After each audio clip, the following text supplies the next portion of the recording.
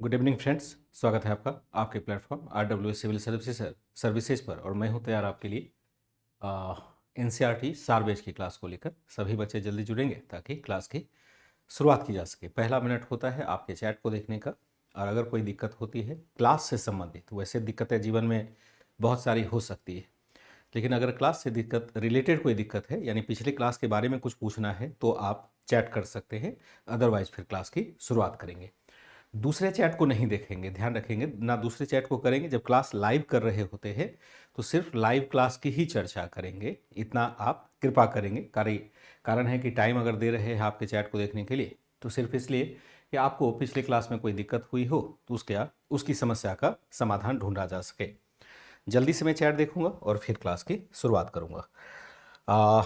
सभी बच्चों को वेरी गुड इवनिंग। चलिए, आशा करता हूं कि किसी प्रकार की समस्या नहीं रही होगी। बीपीएससी की डेट कब तक है फॉर्म भरने की? मैंने ज्योति चौहान एक बार पता कर लीजिएगा, मुझे एग्जैक्ट याद नहीं है कब तक है। कल मैं इसके लिए मैराथन ले रहा हूं, ये मुझे ज़रूर पता है। तो ये डेट याद नहीं होता है मुझे कि कब तक है, एक बार आप कंफर्म कर लेंगे। तो मैं देख रहा हूँ कि और कोई बच्चे, ये भी प्रश्न क्लास से रिलेटेड नहीं ही था। तो चलिए कोई नहीं, शुरुआत करते हैं। ठीक है, चलिए लेट्स गो। कोई दिक्कत तो नहीं यहाँ तक की बातों को समझने में। तो शुरुआत करेंगे और बात कर रहे हैं वहीं पर जो चैप्टर आपका चल रहा है। वह चैप्टर है आपका अभी चैप्टर नंबर 7 चल रहा है। चैप्टर नंबर 7 अभी एंड हो जाएगा, थोड़ी देर में यह चैप्टर नंबर 7 समाप्त हो जाएगा। 1858 के बाद प्रशासनिक परिवर्तन चैप्टर नंबर 7 है। और आपको मैंने कहा था कि ब्रिटिश शासन का जो आर्थिक प्रभाव है इसको आप पढ़ करके रखेंगे, क्योंकि इसके बाद जो चैप्टर होगा वही रहेगा। हालांकि जो आर्थिक संरचना हम लोगों ने पहले पढ़ी हुई थी, अगर उसके साथ ही प्रभाव भी पढ़ लेते तो दोबारा हमें पढ़ने की जरूरत नहीं पड़ती। लेकिन चलिए, अब वह छूट गया था तो फिर यहाँ पर इसको कवर करेंगे। और देन फिर चैप्टर नंबर 9 आएगा, नए भारत का उदय, राष्ट्रीय आंदोलन 1905 तक के घटनाओं को यह कवर करता है। 1858 से लेकर के 1905 तक की घटनाओं को कवर करता है, जबकि 1857 की रिवोल्ट को हम लोगों ने पहले ही पढ़ ही लिया है। तो अभी हम शुरुआत करेंगे यहाँ से 1858 के बाद प्रशासनिक परिवर्तन। और इसमें विशेष रूप से देखेंगे किस प्रकार से वैदेशिक संबंध निर्धारित किया जाता है, यानी विदेशों के साथ संबंध निर्धारित किए जाते हैं, क्यों किए जाते हैं और उसकी क्या प्रक्रिया रही है। इसके बाद यह टॉपिक अपना समाप्त हो जाएगा और फिर आर्थिक वाले टॉपिक को आज ही स्टार्ट करेंगे। कल ध्यान रखिएगा, टेस्ट को मैंने शेड्यूल कर दिया है शाम के 4 बजे। सुबह आपकी टेस्ट नहीं होगी क्योंकि सुबह एक मैराथन लगा हुआ है सुबह 10 बजे से, और सुबह 10 बजे से लेकर के कम से कम 2 बजे तक वह चलना है। तो वैसे तो इच्छा हो रही थी कि शायद क्लास ही ऑफ कर दूं, लेकिन पहले से शेड्यूल किया था, बहुत सारे बच्चों को कहा जा चुका था कि टेस्ट लिया जाएगा। तो 1 घंटे की कल क्लास शाम को 4 बजे होगी और वह टेस्ट ही लिया जाएगा, ऑब्जेक्टिव टाइप का, जहाँ तक पढ़ाया गया है वहाँ तक, जो मैंने वादा किया था कि कब से कहाँ तक होना चाहिए, या जहाँ से टेस्ट आपका समाप्त हुआ है, यानी इससे पहले जो टेस्ट हुआ था उसके बाद का यह टेस्ट हो जाएगा, या 9th नंबर का टेस्ट है जहाँ तक मुझे याद आ रहा है। तो उसके लिए आप अपना रिवीजन कर लेंगे। बेवजह यानी बिना रिवीजन के क्लास में नहीं आएंगे, फिर आपकी गलतियां होती है तो मुझे डाउट होने लगता है कि आप पढ़ते भी हैं या नहीं पढ़ते, और मुझे ये भी डाउट होने लगता है क्या पता मैं आपको समझा पाने में सफल हो पा रहा हूँ या नहीं हो पा रहा हूँ। तो आप एक बार रिवीजन ज़रूर करिएगा, क्योंकि प्रश्न कोई वन डे टाइप के नहीं होते हैं, थोड़ा कॉन्सेप्ट बेस्ड प्रश्न होते हैं, तो वहाँ पर आपको विशेष समझ की ज़रूरत पड़ती है। तो ठीक है, 1858 के बाद प्रशासनिक परिवर्तन को देख लेंगे। हाँ, कल टेस्ट है, मैंने बता दिया। एनसीईआरटी पढ़ने के बाद किसी भी कॉम्पिटिटिव को दे सकते हैं? हाँ, बिल्कुल दे सकते हैं, जो भी कंपटीशन है सब दे सकते हैं। और इसी बात का परीक्षण करने के लिए कल मैंने आपको बीपीएससी वाली क्लास में बुलाया है, जो सुबह 10 बजे है। अगर आप यकीन करते हैं कि आपने अच्छे से पढ़ा है, तो मैंने इसलिए कहा कि जब मैं क्वेश्चन देख रहा था प्रीवियस ईयर का, तो मैंने देखा कि हर प्रश्न एनसीईआरटी के दायरे से ही है, यानी एनसीईआरटी के दायरे से बाहर छोटे मोटे जो प्रश्न हैं उनको तो मैंने कवर भी नहीं किया। लगभग 150 से 200 क्वेश्चन होंगे जो एनसीईआरटी के दायरे में। इसका मतलब है कि एनसीईआरटी जो आपने अब तक पढ़ा है, मॉडर्न हिस्ट्री, एंशिएंट है, मेडिवल है, उसका शायद रिवीजन हो पाए। कॉन्फिडेंस हो तभी आना, ऐसे घूमने के लिए आने की जरूरत नहीं होगी। 1858 के बाद प्रशासनिक परिवर्तन वाला भाग देखते हैं क्या कहता है। 1858 के पश्चात प्रशासनिक परिवर्तन, यही हमें पढ़ना था, प्रशासनिक परिवर्तन। और हमने प्रशासनिक परिवर्तन ऑलरेडी देख लिया है। अब जो हमें देखने की जरूरत होगी वह देखने की जरूरत होगी आपको क्या, यहां देखना होगा विदेश नीति। विदेश नीति, विदेश नीति का मतलब होता है ब्रिटिश कंपनी के द्वारा, ब्रिटिश शासन के द्वारा भारत के पड़ोसी देशों से या पड़ोसी देशों के प्रति अपनाई गई नीति क्या कहलाएगा, विदेश नीति कहलाएगा। ब्रिटिश शासन के द्वारा भारत के पड़ोसी देशों के प्रति अपनाई गई नीति। अब पड़ोसी देश कौन कौन से होंगे, जो पड़ोसी देश कौन से, पड़ोसी देश जो होंगे वे पड़ोसी देश जो सामरिक रूप से महत्वपूर्ण है, सामरिक या आर्थिक रूप से महत्वपूर्ण है, आर्थिक रूप से महत्वपूर्ण है। यहां लेंगे उदाहरण, यानी वैसा पड़ोसी देश जो सामरिक और आर्थिक रूप से महत्वपूर्ण है। जैसा हम देखते हैं नेपाल हम क्या देखते हैं कि यहां पर एक तरह से पहाड़ी, यानी एक तरह से माउंटेन अर्थव्यवस्था, क्या कहेंगे उसको, माउंटेन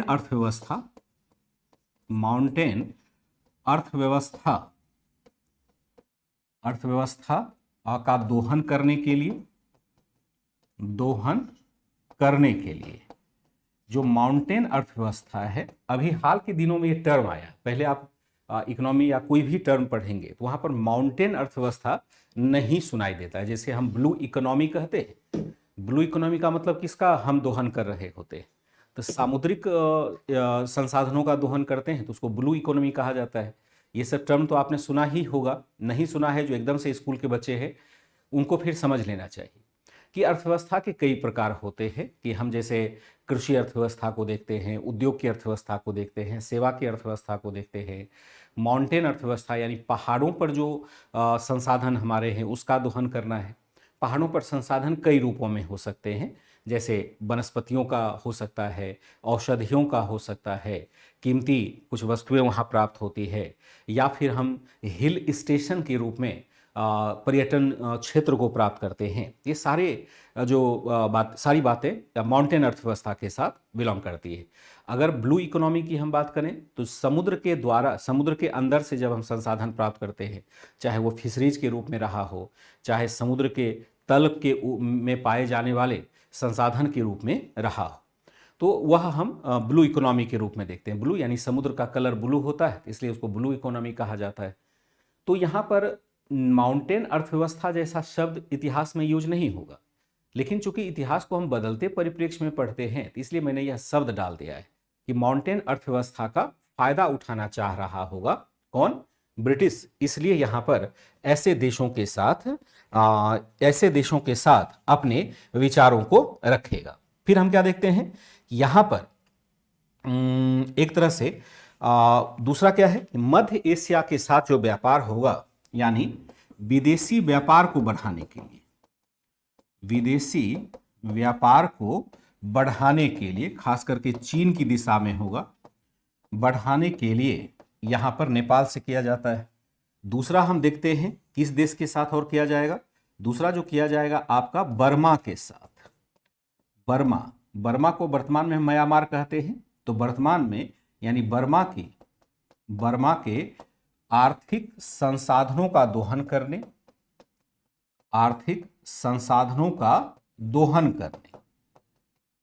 करने के लिए हम किससे संबंध बनाते हैं, बर्मा से संबंध बनाते हैं। तीसरा जो हो जाएगा वह प्रमुख यहां पर जो किया गया है वह है अफगानिस्तान। अफगानिस्तान से हम क्या कर रहे हैं कि भारत की तरफ रूस के प्रसार को रोकने के लिए और दूसरा जो हो जाएगा वह हो जाएगा मध्य एशिया से व्यापार के लिए, व्यापार की सहूलियत के लिए। ठीक है, तो अलग अलग देशों से हम क्यों संबंध, यानी ब्रिटिश सरकार क्यों संबंध स्थापित कर रही है, तो ये मुख्य पॉइंट होगा। ये बातें आपको एकदम से याद रख लेनी चाहिए। कभी भी जो पूरा टॉपिक पढ़ेंगे तो पूरे टॉपिक में हमें यही बातें पढ़नी है, इन्हीं बातों को डिस्क्राइब करना है पूरे टॉपिक में। इसलिए ये जो क्रक्स आपका है पूरे टॉपिक का, इसको यहीं पर समझ लेना होगा, याद कर लेना होगा, और फिर हम इसके बारे में अलग अलग प्रकार के पॉइंट भी ग्रहण करेंगे। ब्रिटिश शासन के द्वारा भारत के पड़ोसी देशों के प्रति अपनाई गई नीति। पड़ोसी देश कौन है? वे पड़ोसी देश जो सामरिक आर्थिक रूप से महत्वपूर्ण है। नेपाल है, माउंटेन अर्थव्यवस्था का दोहन करने के लिए, विदेशी व्यापार को बढ़ाने के लिए। बर्मा है, बर्मा के आर्थिक संसाधनों का दोहन करने के लिए। अफगानिस्तान है, भारत की तरफ रूस के प्रसार को रोकने के लिए। और मध्य एशिया से व्यापार की सहूलियत के लिए इन तीनों देशों के साथ बेहतर संबंध स्थापित करा गया। पर्वतीय अर्थव्यवस्था कह सकते हैं, बिल्कुल आपने सही कहा। इस तरह से आप खुद भी थोड़ा सा लोड लेते चलिए। जो बताया जा रहा है केवल मीनिंग वही नहीं रहता है, मीनिंग और भी आगे बढ़ जाता है। केवल सुनना पड़ता है, समझना पड़ता है कि जो समझ गए फिर उसके मीनिंग को आप इन्हेंस कर सकते हैं या उसको बढ़ोतरी आप कर सकते हैं।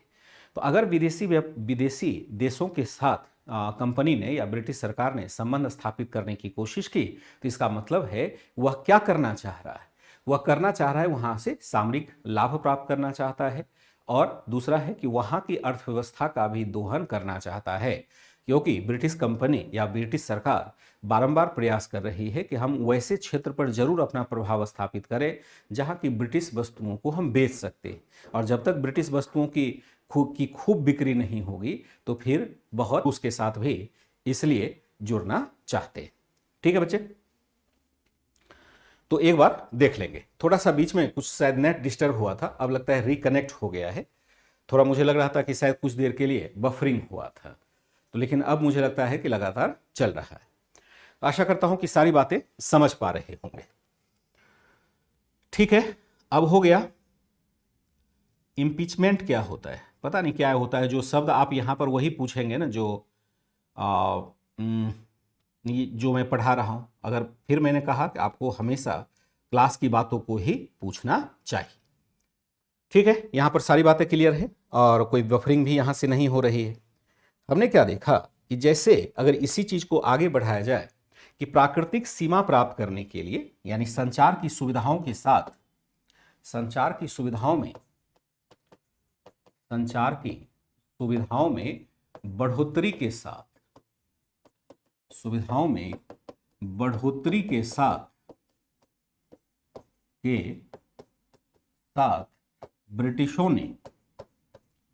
ब्रिटिशों ने अनेक कारणों से भारत के पड़ोसी देशों पर अपना आधिपत्य स्थापित करने की कोशिश की। पड़ोसी देशों पर आधिपत्य स्थापित करने की कोशिश की,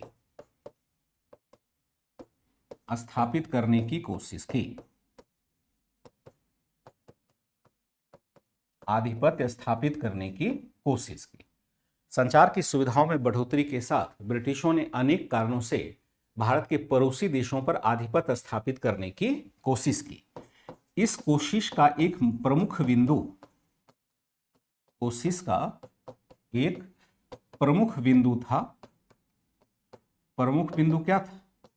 था कि भारत की सुरक्षा के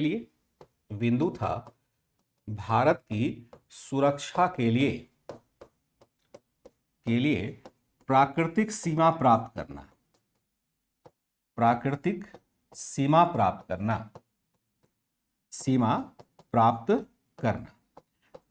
सीमा प्राप्त करने का मतलब क्या है कि नेचुरल बाउंड्री प्राप्त करने का मतलब है कि हम वहां पर अपनी सेना को स्थापित कर दें या वहां तक अपने क्षेत्र का प्रसार कर दें जहां से कि किसी भी विदेशी आक्रमणकारी के आगमन का एक तरह से अंदेशा होता हो।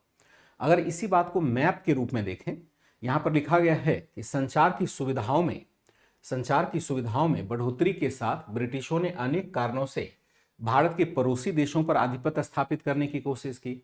इस कोशिश का एक प्रमुख बिंदु था भारत की सुरक्षा के लिए प्राकृतिक सीमा प्राप्त करना, क्योंकि भारत पर जैसे आपने देखा फ्रांसीसी द्वारा भी हमला करने की कोशिश की जा रही है।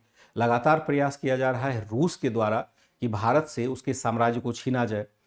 आगे हम चल करके जापान को भी देखते हैं कि इन्वॉल्व होता है कि किसी तरह से ब्रिटिशों को एशिया से बाहर निकाला जाए या ब्रिटिशों को कमज़ोर किया जाए।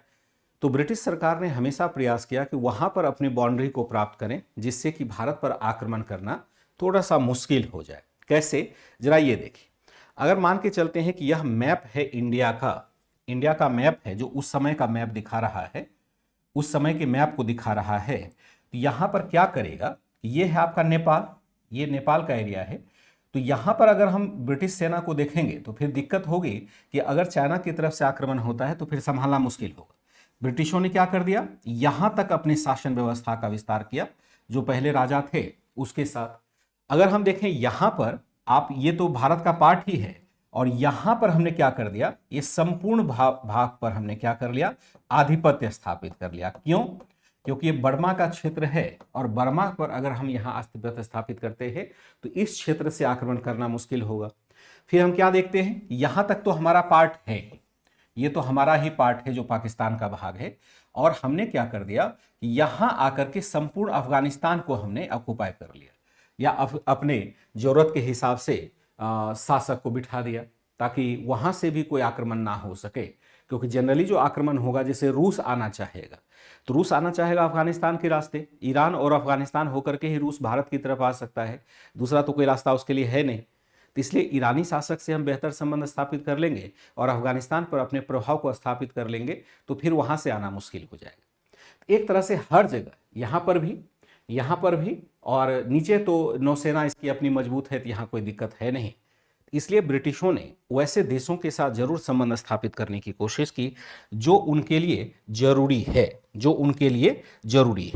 यहां हम क्या देखते हैं कि इस क्रम में हम क्या देखते हैं,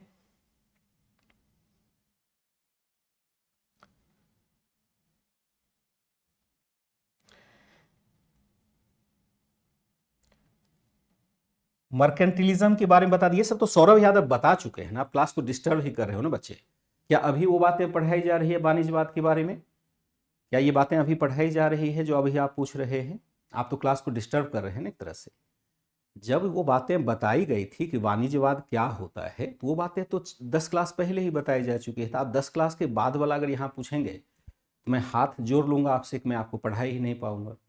मुझे लगता है कि आप डिस्टर्ब कर रहे हैं क्लास को। बेटर होगा कि आप ऑफलाइन क्लास करिए, नहीं तो अन्य बच्चों को भी परेशानी होगी। मैं बहुत विनम्र स्वभाव में करबद्ध प्रार्थना आपसे करता हूं कि क्लास को प्लीज़ डिस्टर्ब मत कीजिए।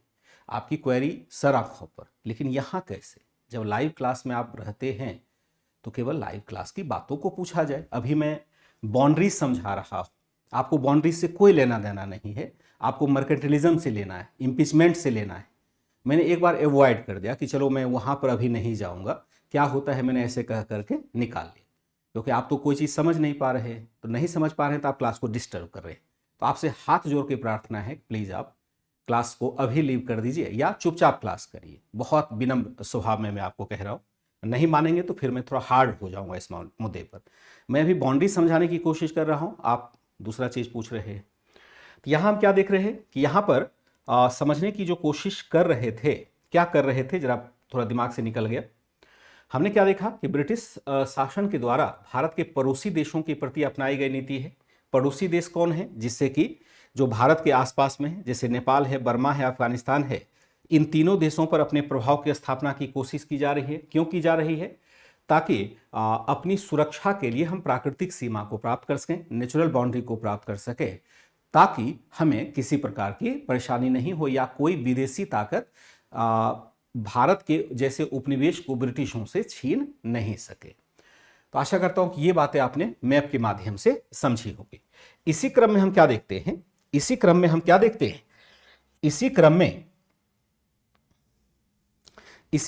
देखते हैं कि सुरक्षा के लिए प्राकृतिक सीमा प्राप्त करना। इसी क्रम में ब्रिटिशों ने विभिन्न निम्नलिखित देशों के साथ विशिष्ट संबंध बनाए।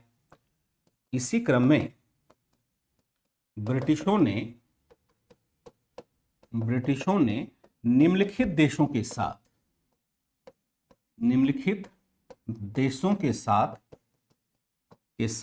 विशिष्ट संबंध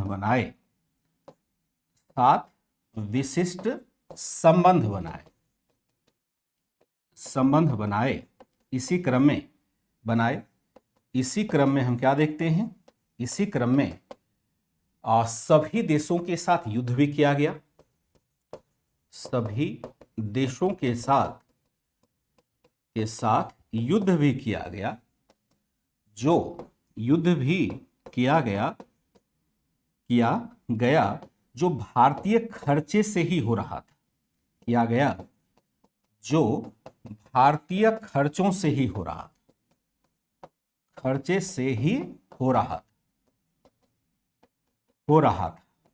भारतीय खर्चे से ही ऐसा युद्ध हो रहा है। इसी क्रम में सभी देशों के साथ युद्ध भी किया गया जो अनिवार्यतः भारतीय खर्चे से ही हो रहा है। यहां पर मुश्किल यह है कि जो युद्ध किया जा रहा है वह भारतीय खर्चों से किया जा रहा है, जबकि यह ब्रिटिशों का हित है। ब्रिटिशों को अपना व्यापार बढ़ाना है, लेकिन खर्च किसका हो रहा है? भारतीय एक्सचेकर से हो रहा है। यानी कहा जा रहा है कि भारत की रक्षा के लिए हम युद्ध कर रहे हैं। तो आपको कल ही बताया गया था कि भारत की रक्षा के लिए जो हमने सेना रखी थी तो कुल आय का लगभग वह 52% खा जा रहा था। यानी भारत के सामाजिक आर्थिक विकास के लिए जो खर्च किया जाना चाहिए था वह खर्च असल में सेना पर किया जा रहा है। तो एक तरह से गलत प्रवृत्ति हो जाएगी, या क्या माना जाएगा?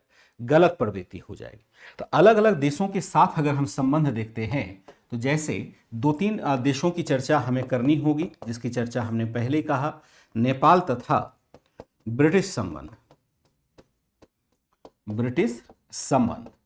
यहां पर देखते हैं कि नेपाल की तरफ ब्रिटिश अनेक कारणों से, या नेपाल पर ब्रिटिश अनेक कारणों से आधिपत्य स्थापित करना चाहते थे। नेपाल पर ब्रिटिश क्या करना चाहते हैं? ब्रिटिश अनेक कारणों से आधिपत्य स्थापित करना चाहते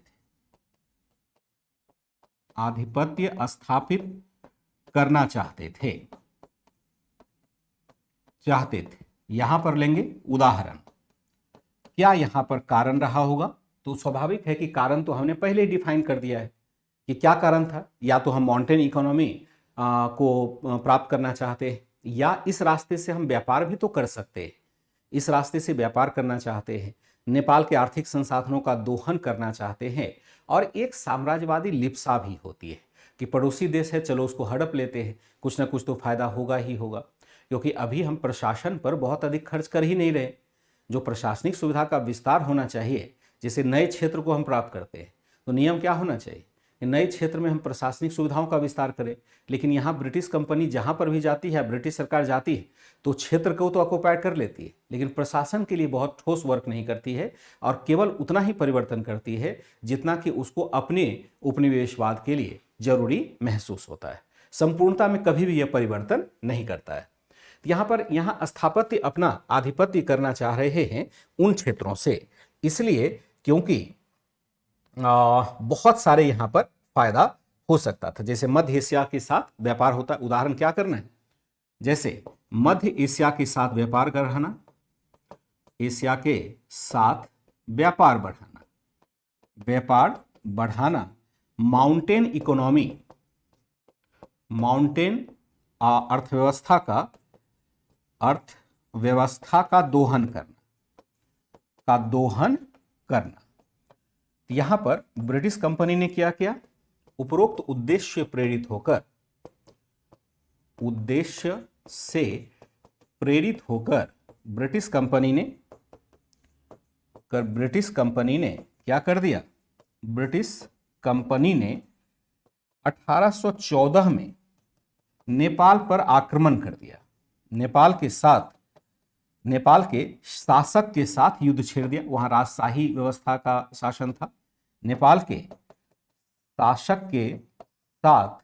शासक से युद्ध छेड़ दिया, जिसमें छेड़ दिया जिसमें नेपाल जल्द ही पराजित होता है। नेपाल क्या हो जाता है? जल्द ही पराजित हो गया, क्योंकि बहुत अधिक पावर तो उनके पास था नहीं, तो नेपाल ब्रिटिशों के सामने घुटने टेक देता है। उपरोक्त उद्देश्य से प्रेरित होकर ब्रिटिश कंपनी ने 1814 में नेपाल के शासक से युद्ध छेड़ दिया, जिसमें नेपाल जल्द ही पराजित भी हो जाता है। स्वाभाविक है। फिर हम देखते हैं कि 1816 में एक संधि हो जाती है।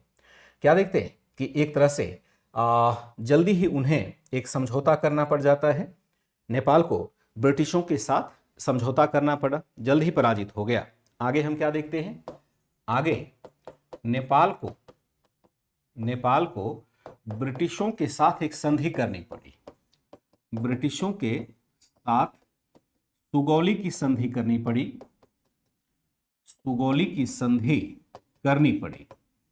संधि ब्रिटिश शर्तों पर करनी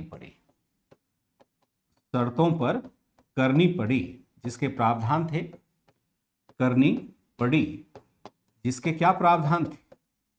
जिसके निम्नलिखित प्रावधान थे।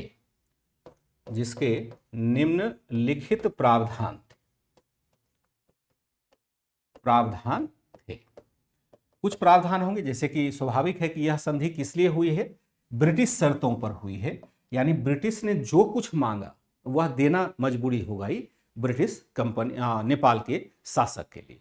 सुगौली की संधि इंपॉर्टेंट संधि है और इसको यदा कदा एग्जाम में पूछा भी जाता रहा है। कल अगर टेस्ट में लेता हूं तो कल आज तक के क्लास वाले भाग को शामिल कर दूं, जो आज मैं पढ़ा रहा हूं, ये भी क्या प्रश्न के रूप में पूछ दूं तो हाल फिलहाल का रहेगा, तो तैयारी करना थोड़ा आसान हो जाएगा।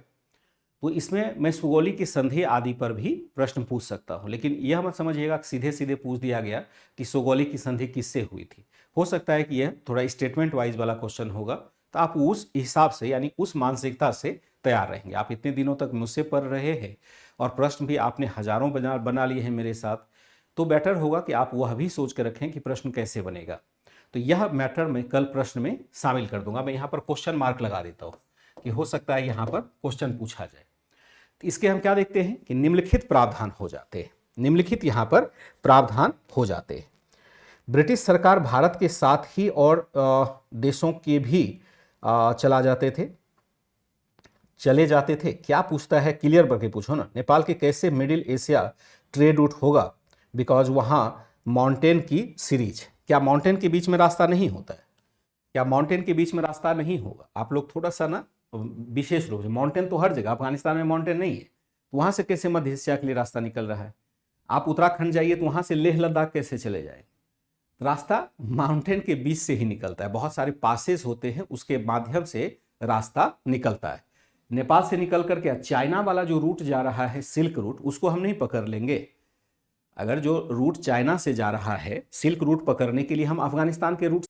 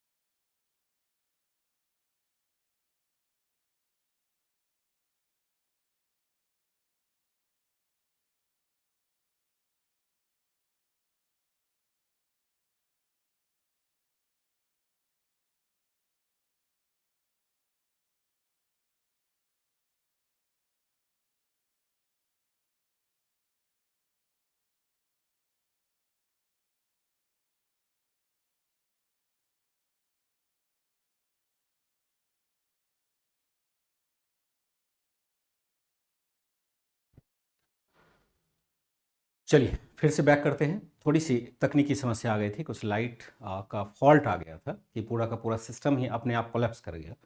लेकिन चूंकि बैकअप व्यवस्था होती है तो इमीडिएट फिर रिस्टोर हो गया, लेकिन फिर रिस्टार्ट होने में थोड़ा सा टाइम लग जाता है। क्षमा करेंगे इसके लिए। ऐसी असुविधा होनी नहीं चाहिए, लेकिन कुछ तकनीकी प्रॉब्लम ऐसी आ जाती है जिसको कि रोकना ही मुश्किल है और ये अनवांटेड हो जाता है, जिसको प्राकृतिक आपदा जैसा कहते हैं वैसा है। आशा करता हूँ कि अब क्लास क्लियर है और आपके पास क्लासेस जा रही है। थोड़ा पढ़ाने का रिदम भी टूट जाता है और बहुत मुश्किल क्षण होता है एज ए टीचर कि फिर से इसको रीस्टोर करना। आपके लिए भी दिक्कत होगी, आपका भी टाइम लॉस होता है ऐसे मौके पर। लेकिन कुछ समस्याएं ऐसी होती है जिसके ऊपर अपना वश ही नहीं चलता है। तो अब आशा करता हूँ कि क्लास आपकी ठीक चल रही होगी। एक बार मैं चैट देखूंगा, सब कुछ ठीक हो जाएगा, फिर मैं क्लास को थोड़ा सा बैक करके समझाऊंगा। थोड़ा सा बैक करके मैं समझाता हूँ, ठीक है। चलिए कुछ यहाँ पर टेक्निकल, मतलब पूरी लाइट ही अपने आप कोलैप्स कर गई, 1 सेकंड के लिए ही गई, मतलब 1 सेकंड के अंदर ही सारा सिस्टम डंप हो गया। फिर से रीस्टार्ट हुआ तो टाइम लग जाता है। हम देखते हैं नेपाल और ब्रिटिश संबंध। नेपाल पर ब्रिटिश अनेक कारणों से आधिपत्य स्थापित करना चाहते थे। उदाहरण क्या है कि मध्य एशिया के साथ संबंध बढ़ाना, चलो इसी बहाना या मध्य एशिया के साथ व्यापार बढ़ाना हम कह सकते हैं। व्यापार बढ़ाना कैसे मध्य एशिया के साथ बढ़ाएगा, मैं वही बताने की कोशिश करने वाला था कि यहां से जो मध्य एशिया के साथ हम व्यापार बढ़ाएंगे तो कैसे बढ़ाएंगे। ये मैप मैंने इसीलिए रखा हुआ था ताकि आप समझ पाए। अगर हम नेपाल की तरफ से चलते हैं, यहां आपका मान लीजिए नेपाल का एरिया है, नेपाल से हम चाइना के रास्ते यहां से फिर चले आएंगे, या हम अगर मध्य एशिया में अटैच करना चाहते हैं तो आप अफगानिस्तान के रास्ते भी जा सकते हैं। जो चीन से व्यापार हो रहा है उसको हम 2 रास्ते से टेकअप कर सकते हैं। नेपाल से थोड़ा सरल हो जाएगा, लेकिन नेपाल तो एक स्वतंत्र देश है। जैसे भारत के बारे में कहेंगे कि भारत अगर व्यापार करना चाहेगा तो भारत किसके माध्यम से करता है, तो भारत इधर से करता है, क्योंकि नेपाल के रास्ते तो हम व्यापार कर ही नहीं सकते। नेपाल तो दूसरा देश है ना, और नेपाल को हम जीत लें तभी जाकर के उस रास्ते से कर सकते हैं। तो ब्रिटिशों के पास ये क्षमता थी, या ब्रिटिश कहें कि थोड़े निर्लज टाइप के थे, वो दूसरे देश पर भी हमला करते। तो ये क्या कर रहा है, ये नेपाल के रास्ते इस यहां से जुड़ रहा है ताकि इधर की उथल पुथल से बचा जा सके। इधर आपको अफगानिस्तान है, ईरान के रास्ते से बचना चाह रहा है, और ये इस रास्ते से चाइना पर चूंकि उसका आधिपत्य है तो चाइना के साथ व्यापार को वह कनेक्ट कर पाएगा। इस तरह से आशा करता हूं कि ये बातें आपने समझ ली होंगी कि नेपाल के रास्ते कैसे मध्य एशिया के साथ व्यापार होगा, ठीक है। तो माउंटेन अर्थव्यवस्था का दोहन करना। उपरोक्त उद्देश्य से प्रेरित होकर ब्रिटिश कंपनी ने 1814 में नेपाल के शासक से युद्ध छेड़ दिया, जिसमें नेपाल जल्दी ही पराजित होता है। और जब नेपाल पराजित हुआ तो उसे ब्रिटिशों की शर्तों के साथ एक समझौता करना पड़ा। सुगौली की संधि करनी पड़ी ब्रिटिश शर्तों के साथ, जिसके अंदर निम्नलिखित प्रावधान हो जाते हैं। कैसे प्रावधान होते हैं, तो जैसे हम देखते हैं कि यहां कि नेपाल में एक ब्रिटिश रेजिडेंट रखना पड़ा।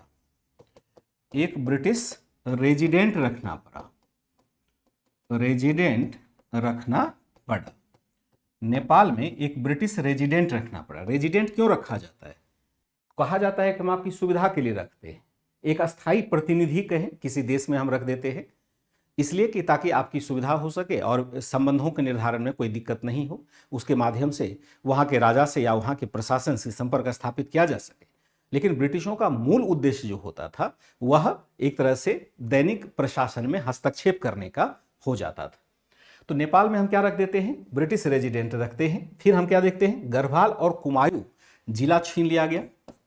गढ़वाल तथा कुमाऊं जिला जो अभी वर्तमान में हम देखते हैं उत्तराखंड का पार्ट है, एक समय ब्रिटिश काल से पहले वह होता था। कुमाऊं जिले को प्राप्त किया गया, जो अभी हम देखते हैं कि उत्तराखंड का हिस्सा वर्तमान में है। आधुनिक में हमारी प्राकृतिक सीमा वहां से शुरू होती है। तो पहले ये नेपाल के पहले राजवंशीय इतिहास में क्या होता है कि सीमाएं बदलती रहती थी। तो उस समय देखेंगे कि नेपाल ने इस पर कब्जा कर लिया था, तो जो अवैध टाइप से राजा ने अपना विस्तार कर लिया था। राजा आप देखेंगे आगे चल करके म्यांमार वाले को, जो बर्मा वाला शासक है, उसको देखेंगे कि वह तो असम पर भी हमला करके उसको जीत लिया था एक बार। तो यहां पर ब्रिटिशों ने उस प्राकृतिक सीमा को प्राप्त करना चाहा, यानी कुमाऊं और गढ़वाल का क्षेत्र जो है वह भारत वाले भाग में यानी अपने हिस्से में मिला लिया गया। फिर देखते हैं कि बहुत सारे यहां पर हम क्या देखते हैं, हिल स्टेशन बनाने के लिए बहुत सारे क्षेत्र प्राप्त कर लिए। जैसे सिक्किम से भी नेपाल को हटना पड़ा, सिक्किम क्षेत्र भी नेपाल को खाली करना पड़ा, या नेपाली शासक को खाली करना पड़ा, शासक को खाली करना पड़ा। तराई क्षेत्र पर भी अपना अधिकार खोना पड़ा, तराई क्षेत्र पर भी अपना अधिकार खोना पड़ा, अपना अधिकार खोना। पर्यटन स्थल भी विकसित किए। मैं फिर से लिख देता हूं, हिल स्टेशन का मतलब वहां रेलवे नहीं चलता है, पहाड़ी पर्यटन स्थल भी विकसित किए। ऐसे अभियानों के माध्यम से ब्रिटिशों ने अनेक हिल स्टेशन विकसित किए। कैसे? जैसे हम देखते हैं नैनीताल है ना, जो नैनीताल वर्तमान में आप देखते हैं कि उत्तराखंड का भाग है, वहां पर भी हम क्या देखते हैं कि विकसित होता है, जो हिल स्टेशन है उसका विकास होता है। एक बार रिफ्रेश कर लीजिएगा, मेरे विचार से ठीक होना चाहिए, कोई दिक्कत तो नहीं है। एक बार आप रिफ्रेश कर लीजिएगा, हो सकता है कुछ नेट की दिक्कत रही हो। नहीं, आपको दिक्कत तो नहीं है, एक बार रिफ्रेश कर लीजिएगा, हो सकता है कि बीच में कोई दिक्कत आई हो।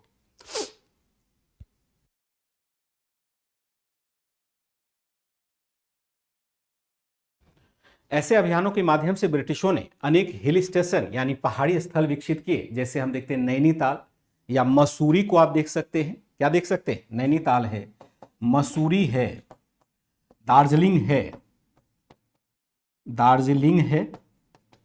फिर आप देखेंगे यहां पर आप शिमला को देखेंगे, हालांकि शिमला का कोई लेना देना नेपाल से नहीं है। इस तरह से ऐसे ही अभियानों के माध्यम से हम क्या देखते हैं कि यहां पर विकसित किया जाता है, बहुत सारे हिल स्टेशन विकसित किए जाते हैं। फिर हम देखते हैं सेना के लिए गोरखा सैनिक प्राप्त किए, सेना के लिए गोरखा सैनिक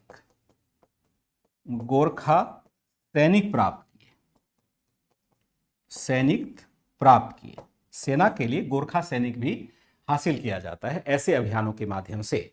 जो हम क्या देखते हैं कि जो हम किस पर हमला करते हैं, एक तरह से आपका नेपाल पर हमला करते हैं। सेना के लिए हमने गोरखा सैनिक भी प्राप्त कर लिया। इस प्रकार से क्या देखते हैं, इस प्रकार ब्रिटिश साम्राज्य का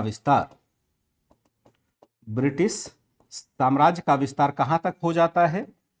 साम्राज्य का विस्तार हिमालयी क्षेत्र तक हो गया,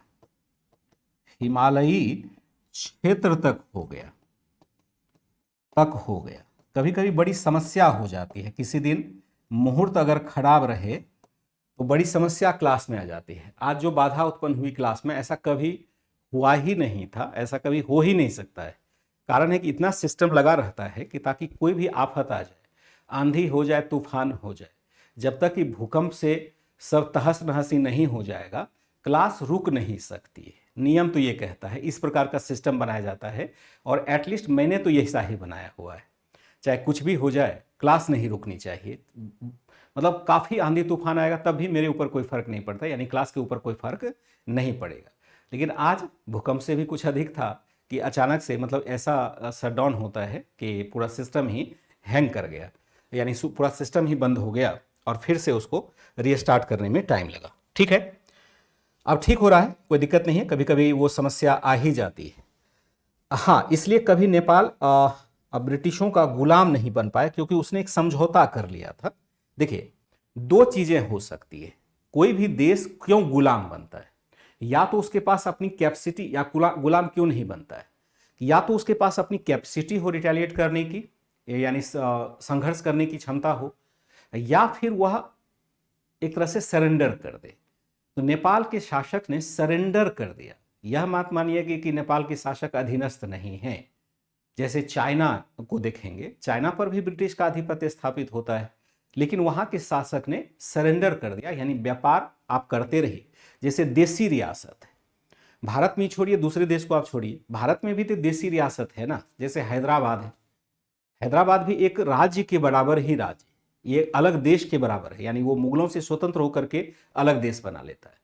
तो हैदराबाद ने कभी ब्रिटिशों का विरोध ही नहीं किया, तो वहां के शासक चलते रहे चलते रहे चलते रहे, और जिस शासक ने विरोध किया उसको मिट्टी में मिला दिया गया।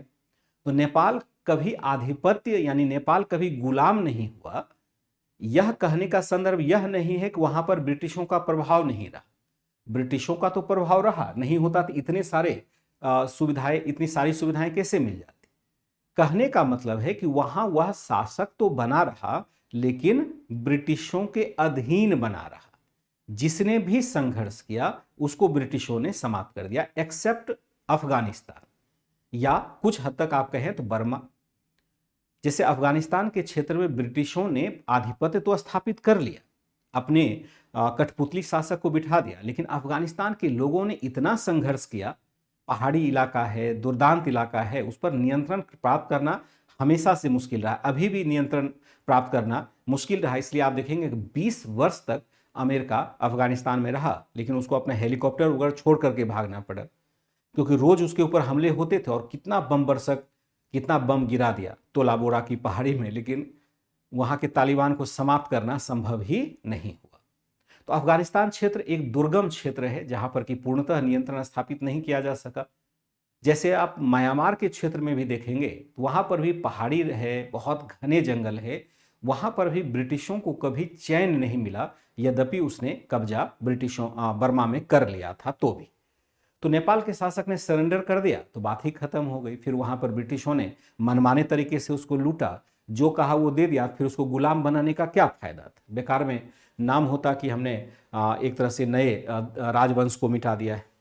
ठीक है, तो इस तरह से हम नेपाल को देखते हैं कि यह क्या कर देता है कि सफर करता है। यहां से नहीं हो रहा है। यूके का क्षेत्रीय इतिहास अलग होगा शिवांगी, वो सब हम वर्ल्ड हिस्ट्री में पढ़ेंगे। यहाँ वर्ल्ड हिस्ट्री, एक आध बच्चे ने सवाल किया था कि आप वर्ल्ड हिस्ट्री नहीं पढ़ाएंगे। वर्ल्ड हिस्ट्री उस रूप में नहीं दिया हुआ है जैसा कि हम लोग थॉरली पढ़ते हैं प्राचीन भारत, मध्यकालीन भारत और आधुनिक भारत।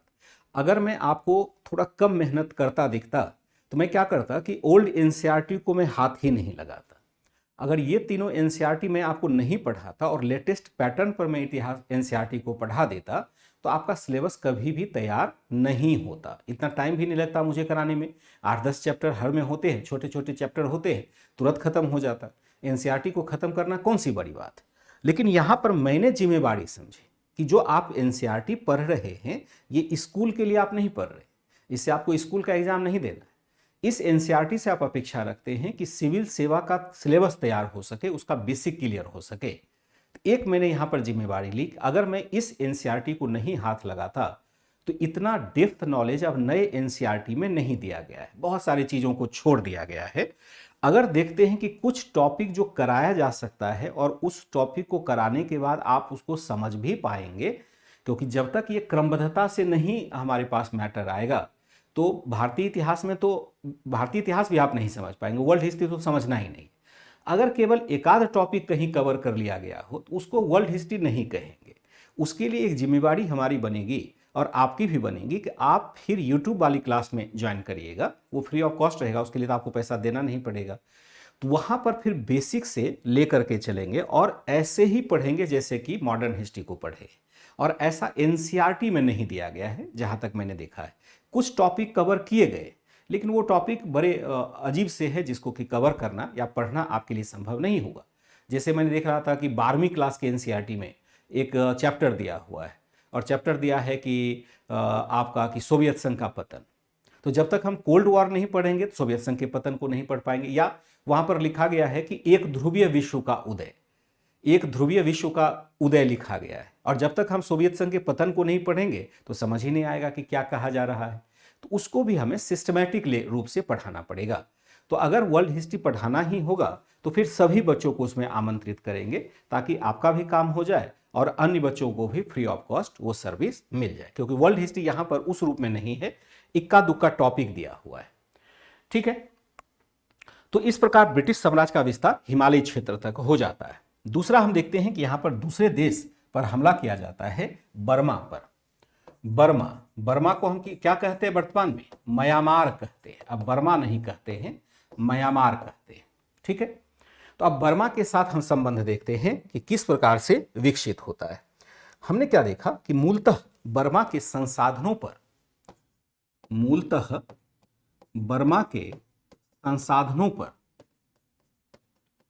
संसाधनों पर नियंत्रण प्राप्त करने के लिए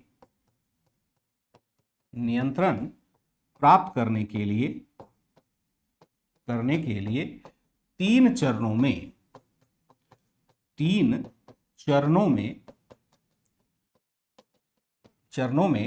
हुए युद्ध के माध्यम से किस पर नियंत्रण प्राप्त किया जाता है? माध्यम से बर्मा पर पूर्ण नियंत्रण स्थापित किया गया, यानी संपूर्ण बर्मा को जीत लिया गया।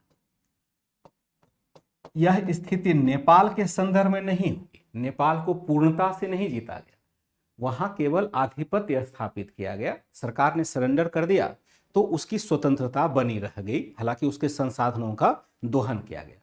लेकिन बर्मा ने लगातार विद्रोह किया। बर्मा में हम देखते हैं 3 बार बर्मा युद्ध होता है, आंग्ल बर्मा युद्ध, और फिर जाकर के बर्मा पर फाइनली नियंत्रण स्थापित कर लिया जाता है, क्योंकि नेपाल एक छोटा सा लैंड लॉक्ड देश है। लैंड लॉक्ड देश समझते हैं?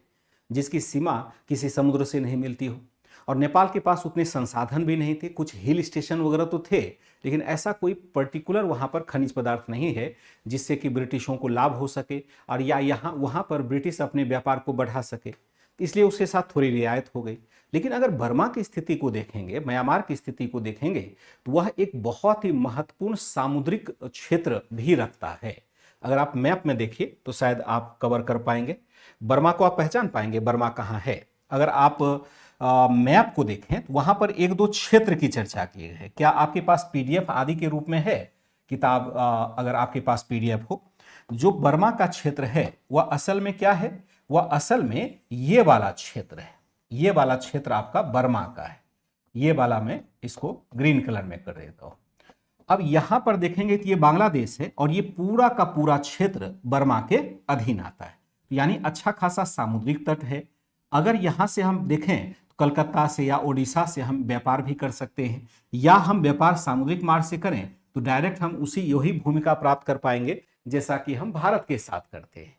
तो बर्मा को यहां पर पहचानिए। और अगर आपके पास वो बुक हो जो एनसीईआरटी वाली बुक है तो उसको मैं दिखाता हूं। अगर मेरे पास मैं देखता हूं, हाँ मैं तो साथ ही रखता हूं ना, तो एक बार मैं दिखाता हूं आपको कि जो बर्मा का यहां मैप दिया गया है तो उसको जरूर आप ध्यान से पढ़िएगा, क्योंकि वहां पर जो मैप है बर्मा वाला मैं दिखाता हूं। हाँ देखो यहां पर है, अगर यही बुक आपके पास है तो ये है 141 पेज पर, यहां पर ये देखो कि मैप दिया हुआ है।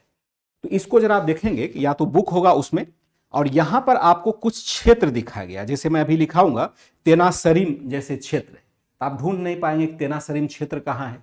तो अगर यहां देखेंगे तो लगभग इस एरिया में हम तेनासरीम क्षेत्र को देखते हैं। अभी मैं इसको लिखाने वाला हूं, नहीं तो फिर आप पता ही नहीं चल पाएगा कि एरिया कहां से है। एक बार कोशिश करिएगा कि इस बुक को, इस मैप को देखिएगा, जो आपके पास पीडीएफ गया हुआ है उसमें भी ये मैप आपको मिल जाएगा, और किताब है तब तो आप देख लीजिएगा। तो बर्मा के मैप को देखेंगे तो जो बातें अभी कही जा रही है वह आपको और भी बेहतर तरीके से समझ आएगी। ठीक है, आंग्ल समझ नहीं आता, आंग्ल मतलब ब्रिटिश होता है, आंग्ल मैसूर होता है तो आंग्ल मतलब ब्रिटिश होता है, आसिया गुप्ता। इसका मतलब है कि बहुत ही कम आपको शब्दों की समझ है। आंग्ल मतलब अंग्रेज होता है, अंग्रेज से ही आंग्ल बना है, अंग्रेज का मतलब ब्रिटिश होता है, वह ब्रिटिश जो ब्रिटेन से आया है। ये बातें हमें सामान्यतया स्कूली दिनों में समझ में आ जाना चाहिए। नहीं समझ में आया तो फिर आप समझ लीजिए अभी यहां से, क्योंकि ये सब बातें यहां क्लास में एडवांस में कैसे समझाया जा सकेगा, तो आपको स्कूल में थोड़ा सा वर्क करना था। मूलतः बर्मा के संसाधनों पर नियंत्रण प्राप्त करने के लिए 3 चरणों में हुए युद्ध के माध्यम से बर्मा पर पूर्ण नियंत्रण हमारे लिए स्थापित हो जाता है। स्थापित हो जाता है कैसे? इसके लिए हम क्या करते? उद्देश्य क्या था? दूसरा उद्देश्य यहां पर देखा जाए तो दूसरा उद्देश्य था कि बर्मा में बढ़ते फ्रांसीसी प्रभाव को रोकना। बढ़ते फ्रांसीसी प्रभाव को रोकना, प्रभाव को रोकना। अब इसका मतलब क्या है? अब ये जैसे आपने आंग्ल नहीं समझा उस तरह से फ्रांसीसी भी नहीं समझेंगे। फ्रांसीसी का मतलब होता है कि फ्रांस से आया हुआ व्यक्ति, व्यक्ति कंपनी, जैसे फ्रांसीसी कंपनी कहेंगे तो फ्रांस से आया हुआ कंपनी होगा। फ्रांसीसी व्यक्ति कहेंगे तो फ्रांस से आया हुआ व्यक्ति होगा। जैसे भारत का व्यक्ति क्या कहलाता है? भारतीय कहलाता है। नेपाल का व्यक्ति क्या कहलाएगा? नेपाली कहलाएगा। बर्मा का व्यक्ति क्या कहलाएगा? बर्मी कहलाएगा। ईरान का व्यक्ति क्या कहलाएगा? ईरानी कहलाएगा। अफगानिस्तान का व्यक्ति अफगानी कहलाएगा। ब्रिटेन का व्यक्ति ब्रिटिश या उसको हिंदी में कह देते हैं तो आंग्ल कहलाएगा, आंग्ल। आशा करता हूं कि अब तो आपने समझा होगा। ये बातें हमें स्कूल में ही लेकिन समझना चाहिए। Very sorry to say that कि आपको स्कूल में ही ये सब बातें समझनी चाहिए। तो दूसरा उद्देश्य है कि बर्मा में बढ़ते फ्रांसीसी प्रभाव को रोकना। अब क्या हो रहा है कि वस्तुतः फ्रांसीसी कंपनी, वस्तुतः फ्रांस की कंपनी यहां पर व्यापार बढ़ाने का प्रयास कर रही थी। कंपनी यहां से व्यापार बढ़ाने का प्रयास कर रहे थे, बढ़ाने का प्रयास कर रहे थे, जो ब्रिटिशों के लिए खतरा था। ब्रिटिश आर्थिक तथा सामरिक हितों के लिए खतरा था, आर्थिक तथा सामरिक हितों के लिए खतरा था, हितों के लिए खतरा था। अब आपको यह समझना होगा, अपने मन से समझना होगा कि अगर फ्रांस म्यांमार में आ रहा है तो यह ब्रिटिशों के लिए क्यों खतरा है? क्योंकि हमने फ्रांसीसी संपर्क पहले ही देखा था। जब यूरोपीय कंपनी के भारत आगमन को देखा था तो यह देखा था कि ब्रिटिश और फ्रांस हमेशा, चूंकि पड़ोसी देश है तो हमेशा वो एक दूसरे से तनाव में रहते, क्योंकि एक दूसरे का प्रभाव यूरोप में ना बढ़े इसके लिए हमेशा प्रयास वो करेगा और उसके मध्य तनाव भी होता है। तो आंग्ल और फ्रांसीसी हमें युद्ध भी देखने को मिले थे। अब फ्रांसीसी कंपनी ब्रिटेन मतलब भारत में व्यापार नहीं कर रही है, अब वो म्यांमार, उसके पड़ोसी देश में व्यापार करना चाहती है। तो अंग्रेजों का एक बार फिर से चौकन्ना हो जाना स्वाभाविक था कि अगर बगल में फ्रांसीसी कंपनियां स्थापित हो गई तब कहीं फिर से वो मजबूत ना हो जाए, इसलिए वो बढ़ने ही नहीं देगा। तो बर्मा पर क्या कर लेगा? वो हमला कर देगा या बर्मा पर को जीतने की कोशिश करेगा। ठीक है, बर्मा को क्या करेगा? जीतने की कोशिश करेगा। इस तरह से हम क्या देखते हैं कि यहां पर बर्मा में बढ़ते फ्रांसीसी प्रभाव को रोकना, वस्तुतः फ्रांस की कंपनी यहां से व्यापार बढ़ाने का प्रयास कर रही थी, जो ब्रिटिश आर्थिक तथा सामरिक हितों के लिए खतरा था। इस क्रम में हम क्या देखते हैं कि कई बार यहां पर प्रयास किया गया। दूसरा एक और कारण था, तीसरा उद्देश्य था कि बर्मा के शासक द्वारा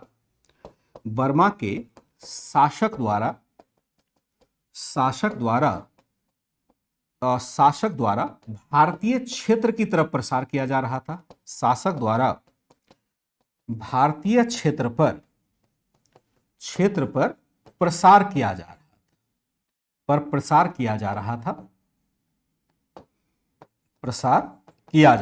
जैसे किया जा रहा था। इसी क्रम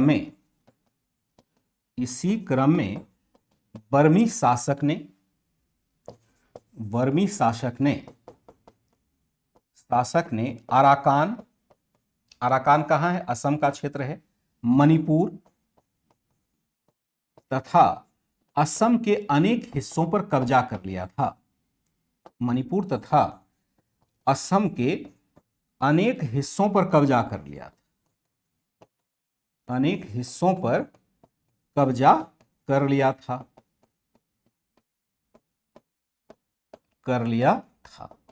अब बहुत सारे कारण हैं, इतने सारे कारण हैं जिसकी वजह से बर्मा पर हमें हमला करना ही पड़ेगा। बर्मा के शासक द्वारा भारतीय क्षेत्र पर प्रसार किया जा रहा था, जैसे बर्मी शासक ने अराकान का क्षेत्र है, मणिपुर का क्षेत्र है, असम का क्षेत्र है, सब पर यहां पर कब्जा करने की कोशिश की। कब तक? यहां पर हम क्या देखते हैं? 1822 तक। डेट छोड़ देते हैं। उपरोक्त सभी उद्देश्यों से 1824 से युद्ध प्रारंभ होता है। उपरोक्त सभी उद्देश्यों से प्रेरित होकर उद्देश्यों से प्रेरित होकर ब्रिटिश सरकार ने बर्मा से युद्ध, या 1824 में बर्मा से युद्ध छेड़ दिया। बर्मा से युद्ध छेड़ दिया तथा यान्दबू की संधि कर छेड़ दिया तथा यान्दबू की संधि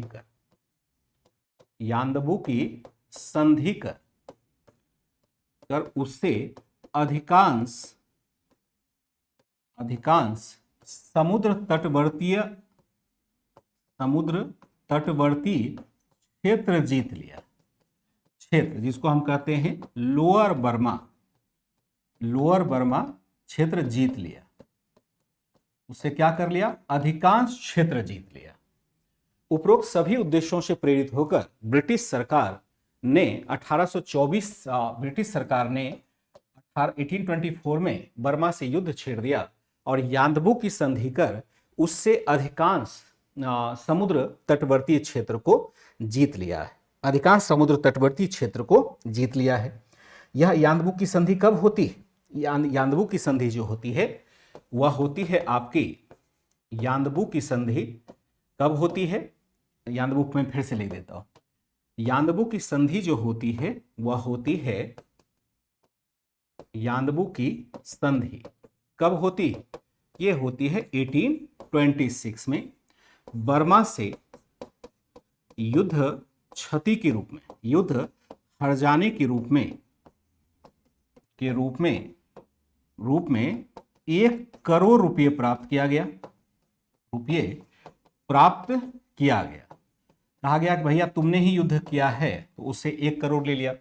जो अराकान का क्षेत्र है, अराकान तथा तेनासरिम क्षेत्र प्राप्त कर लिया गया, क्षेत्र प्राप्त किया गया। तेनासरिम कहाँ क्षेत्र है? बर्मा के क्षेत्र में है। तेनासरिम क्षेत्र मैंने अभी मैप में दिखाया, और अगर मैप को आप नहीं समझ पाए तो एनसीईआरटी जरा खोल के देखिए। एनसीईआरटी में जो मैंने 141 पेज पर आपको दिखाया है, तेनासरिम एक पट्टी है, छोटी सी उपजाऊ पट्टी है, उसको यहाँ पर छीन लिया गया। अराकान का क्षेत्र जो आप असम में देखते हैं, असम का जो भीतरी इलाका है वह अराकान कहलाएगा। तो अराकान के क्षेत्र को हम यहाँ पर प्राप्त कर लेते हैं, यानी ब्रिटिशों के द्वारा प्राप्त कर लिया जाता है। तेनासरिम का क्षेत्र जो आपका है मूलतः बर्मा में है, उसको प्राप्त कर लिया। ठीक है। असम के कछार तथा जयंतिया पहाड़ियों से बर्मा का दावा हट जाता है, यानी वह ब्रिटिश भाग में शामिल हो गया। असम के कछार तथा जयंतिया पहाड़ियों से बर्मा का दावा हट जाता है। फिर हम क्या देखते हैं कि मणिपुर को स्वतंत्र राज्य मानना पड़ा। मणिपुर को स्वतंत्र राज्य मानना पड़ा। यह सब क्षेत्र किसने जीत लिया? ब्रिटिशों ने जीत लिया, और फाइनली स्वतंत्रता के बाद यह भारत का हिस्सा बन जाता है। अब ये अगर कहेंगे कि इस क्षेत्र में ब्रिटिशों ने ध्यान दिया विशेष तौर पर, ये कहना गलत नहीं होगा, क्योंकि उत्तर भारतीय शासक यहां तक कभी नहीं पहुंच पाए थे। अगर मान लीजिए मुगल शासन जो सबसे बड़ा शासन था औरंगजेब के शासनकाल में, अगर उसके शासनकाल में भी देखेंगे तो यहां तक विस्तार मुगलों का प्रत्यक्ष रूप से नहीं हुआ था। अराकान की पहाड़ी वगैरह तक तो था, लेकिन बहुत सारा हिस्सा दूसरे यानी म्यांमार वगैरह के द्वारा, जैसे मणिपुर वगैरह को देखते हैं, वहां इनक्रॉच कर लिया गया था। अगर भारतीय सीमा हम पहाड़ों के क्षेत्र में इस रूप में देखते हैं तो वहां अंग्रेजों के योगदान को तो मानना पड़ेगा कि अंग्रेजों ने न केवल इन क्षेत्रों को प्राप्त किया बल्कि इसकी सुरक्षा भी की थी। भले वो भारतीय सैनिकों से ही की थी, लेकिन इस क्षेत्र की सुरक्षा भी अंग्रेजों ने की थी, और ये क्षेत्र फाइनली स्वतंत्रता के बाद भारत के पास आ जाते हैं। ठीक है। एक तरह से जो राज्य मानना पड़ा। बर्मा की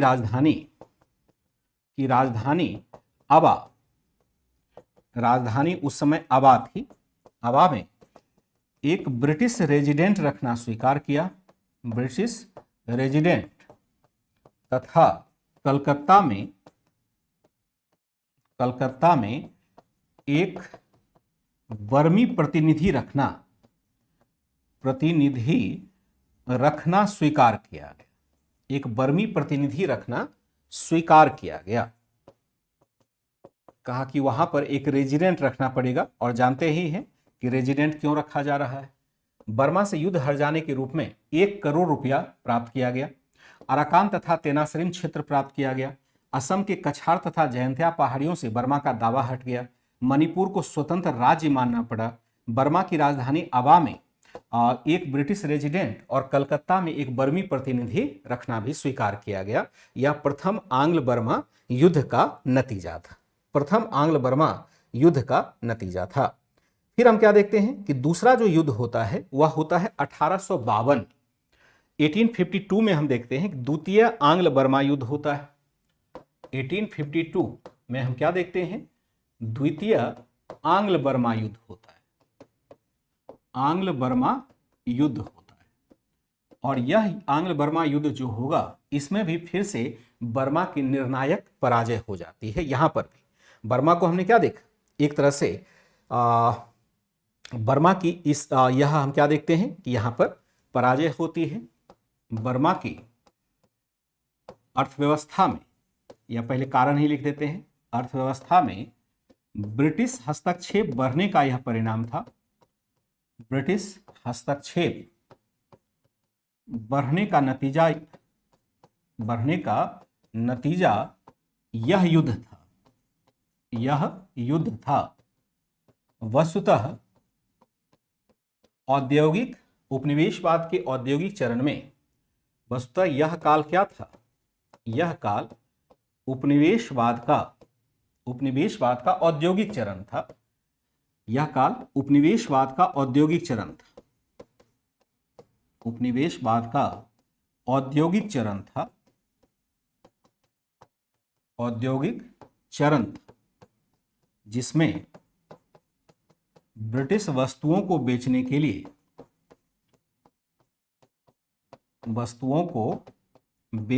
लिए बड़े बाजार की खोज हो रही थी। बेचने के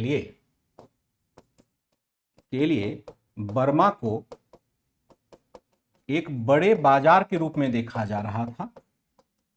बाजार के रूप में देखा जा रहा था। अब जा रहा था। आपको याद होना चाहिए इस काल में भारत के भी बहुत सारे राज्यों को जीत लिया गया था। केवल बर्मा नहीं, बल्कि भारत के बहुत सारे राज्यों को लॉर्ड डलहौजी के द्वारा जीत लिया गया था, जिसे व्यपगत का सिद्धांत आदि लागू करके। तो जिस तरह से भारत के बहुत सारे राज्यों को जीता जा रहा था, उसी प्रकार से बर्मा पर भी अधिक नियंत्रण स्थापित करने के लिए जबरन युद्ध छेड़ा गया। बर्मा सरकार का इसमें कोई दोष नहीं है। बर्मा की अर्थव्यवस्था में ब्रिटिश हस्तक्षेप बढ़ने का नतीजा यह युद्ध था। वस्तुतः यह काल उपनिवेशवाद का औद्योगिक चरण था जिसमें ब्रिटिश वस्तुओं को बेचने के लिए बर्मा को एक बड़े बाजार के रूप में देखा जा रहा था। वहां पर बहुत सारे पहले से ही ब्रिटिश लोग जमे हुए थे बर्मा में। उनकी मांग थी कि बर्मा में और भी बड़े क्षेत्र को प्राप्त किया जाना चाहिए, नहीं तो फ्रांसीसी व्यापारी यहां पर आधिपत्य स्थापित कर लेंगे। तो ब्रिटिशों ने उनकी सुनी और यहां पर उनसे जीत लिया।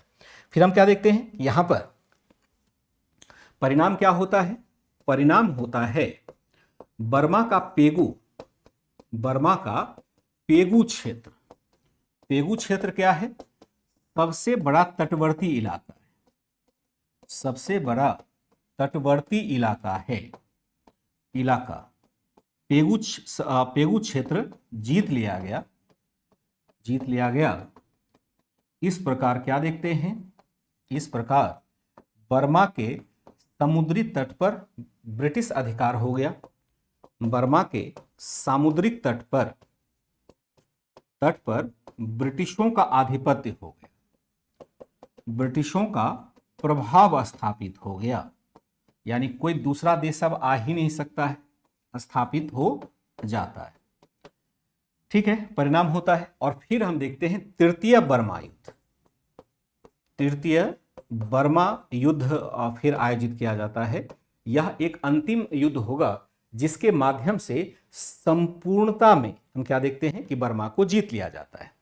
यहां पर होगा नवंबर 1885। इस युद्ध के माध्यम से, इस युद्ध के माध्यम से संपूर्ण बर्मा पर ब्रिटिश प्रभाव स्थापित हो गया। ब्रिटिश प्रभाव स्थापित हो गया। संपूर्ण बर्मा पर ब्रिटिश प्रभाव स्थापित हो जाता है। क्या हुआ? तृतीय बर्मा युद्ध है। इस युद्ध के माध्यम से संपूर्ण बर्मा पर ब्रिटिश प्रभाव स्थापित हो जाता है और एक तरह से स्थापित हो गया। बर्मी सम्राट थिवाऊ को पराजित कर, बर्मी सम्राट थिवाऊ को पराजित कर संपूर्ण बर्मा का विलय ब्रिटिश क्षेत्र के रूप में कर लिया गया। ब्रिटिश क्षेत्र के रूप में कर लिया गया। यानी ब्रिटिश भी क्या हो जाता है, जो बर्मा है वो भारत का पार्ट हो जाता है। बर्मा भी भारत का हिस्सा बन जाता है और 1935 तक यह भारत का हिस्सा ही रहता है। इस युद्ध के माध्यम से संपूर्ण बर्मा पर ब्रिटिश प्रभाव स्थापित हो गया। बर्मी सम्राट थिवाऊ को पराजित कर संपूर्ण बर्मा का विलय ब्रिटिश क्षेत्र के रूप में कर लिया जाता है। यानी बर्मा क्या है, औपचारिक रूप से भारतीय भूभाग में शामिल हो जाता है। भारतीय भूभाग में के रूप में शामिल हो जाता है। और यह स्थिति कब तक बनी रही? शामिल हो गया। यह स्थिति 1935 तक बनी रही। हालांकि बर्मा पर नियंत्रण प्राप्त करना बर्मा हमेशा ब्रिटिश शासकों के लिए मुश्किलें खड़ी करता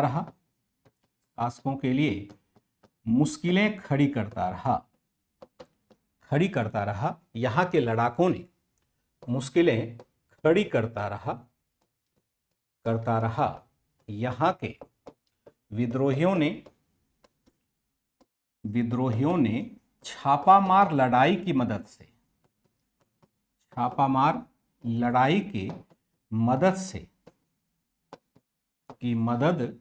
से ब्रिटिश प्रशासन को चैन से नहीं रहने दिया।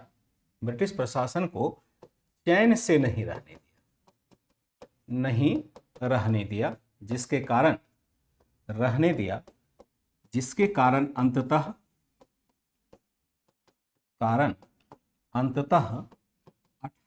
1935 में बर्मा को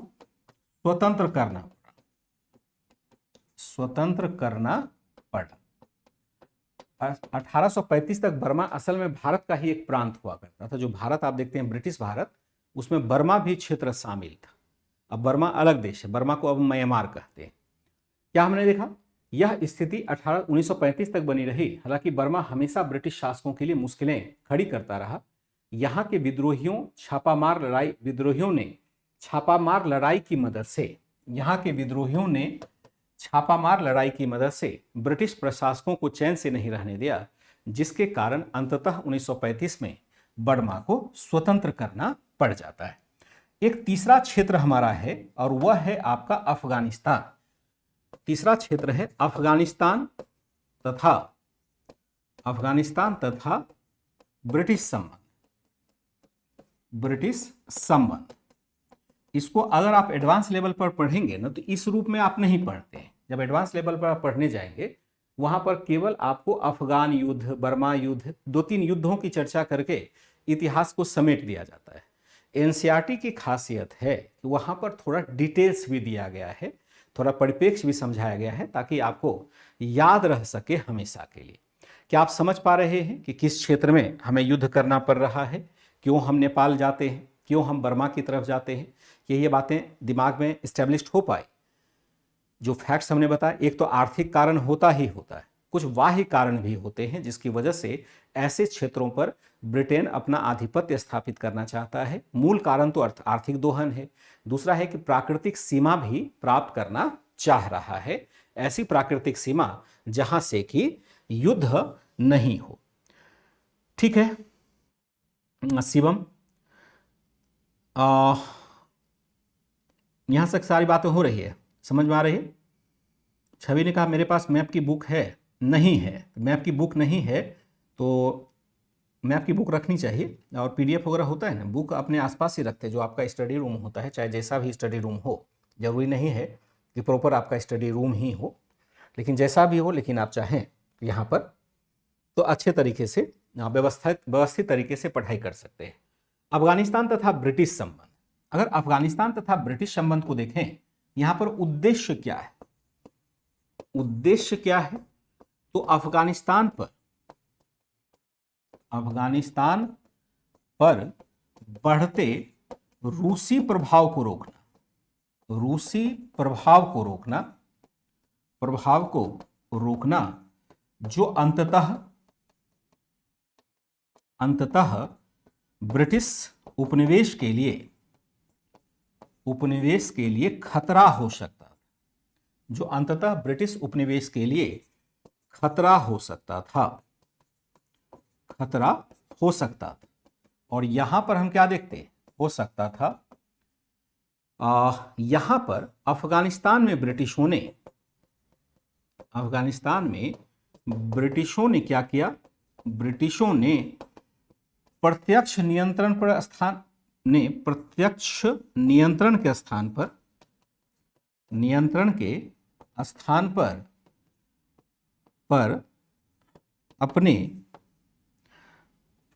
अपने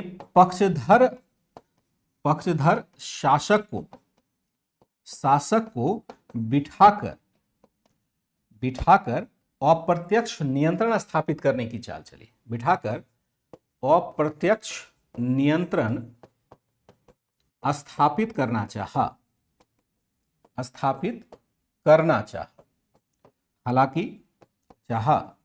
हालांकि अफगानिस्तान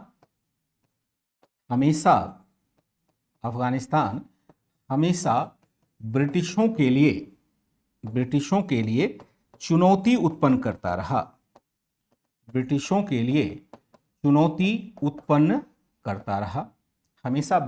लिए चुनौती उत्पन्न करता रहा। उद्देश्य क्या है कि अफगानिस्तान पर बढ़ते रूसी प्रभाव को रोकना, जो अंततः ब्रिटिश उपनिवेश के लिए खतरा हो सकता था। अफगानिस्तान में ब्रिटिशों ने प्रत्यक्ष नियंत्रण के स्थान पर अपने पक्षधर शासक को बिठाकर अप्रत्यक्ष नियंत्रण स्थापित करना चाहा। हालांकि अफगानिस्तान हमेशा ब्रिटिशों के लिए चुनौती ही उत्पन्न करता रहा, वहां पर हमेशा निर्णय मुश्किल रहा। इंडिया के नॉर्थ में, ईस्ट में युद्ध हो गया, वेस्ट नॉर्थ में देखते हैं। चलिए मंजू, बहुत समझ में आ रहा है ब्रिटिश और फ्रांस। चलिए कोई दिक्कत नहीं है, मैप वाले से देख लीजिए, एनसीईआरटी रहना जरूरी नहीं है, लेकिन एनसीईआरटी अगर बुक आप पढ़ते तो अच्छा रहता। और आपको मैंने पीडीएफ शेयर किया है तो उसको भी जरूर पढ़िएगा। कारण क्या है कि ये मैं जो बता रहा हूं आपको, एक तरह से मैं सार के रूप में बता रहा हूं, या आपको बता रहा हूं एक सार के।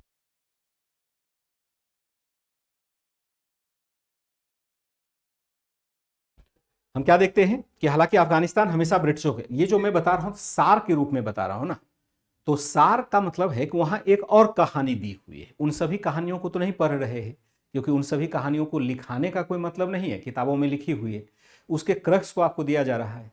तो एक अपेक्षा होती है कि किताबों से उस चैप्टर को आप जरूर पढ़िए। आपके पास किताब नहीं है तो खरीदने की जरूरत नहीं है, लेकिन मैंने टेलीग्राम चैनल पर आपको ऑलरेडी शेयर किया हुआ है। आप जाकर के जो टेलीग्राम होता है उसके ऊपर पीडीएफ वाला सेक्शन होता है। जब टेलीग्राम को लोगो क्लिक करेंगे तो उसके नीचे बहुत सारे फाइल, पीडीएफ, इस टाइप के कुछ सेक्शन आएंगे, वहां पर मैंने शेयर किया हुआ है, पिन भी कर दिया था। तो अप्रत्यक्ष नियंत्रण स्थापित करना चाहा। हालांकि अफगानिस्तान हमेशा ब्रिटिशों के लिए चुनौती उत्पन्न करता रहा। किस प्रकार से यहां पर अफगानिस्तान पर हम करते हैं, किस प्रकार से ऑप्शनल हिस्ट्री पढ़ाते हैं, लेकिन यहाँ पर इसकी ज़रूरत है क्या चैट कि आप थोड़ा बाद में कर लेंगे ना, ये सब बातें बाद में कर लेंगे, ऑप्शनल क्या है या क्या ये है। मैं चाहता हूँ कि आपको यहाँ ही हमें ध्यान में रखना चाहिए, ठीक है। इसके लिए प्रक्रिया क्या रही? प्रक्रिया जो यहाँ पर रही, यहाँ पर हमने क्या देखा, प्रत्यक्ष हस्तक्षेप नहीं किया। प्रतिक्रिया रही कि अंग्रेजों ने अफगानिस्तान के उत्तराधिकार के संघर्ष में हस्तक्षेप किया। उत्तराधिकार के संघर्ष में हस्तक्षेप किया, क्योंकि यहां पर यह प्रत्यक्ष शासन स्थापित नहीं करना चाहता है, किया। जैसे हम देखेंगे उदाहरण, किसके लिए संघर्ष कर रहा है? उत्तराधिकार के संघर्ष में हस्तक्षेप किया अफगानिस्तान के शासक या अफगानी शासक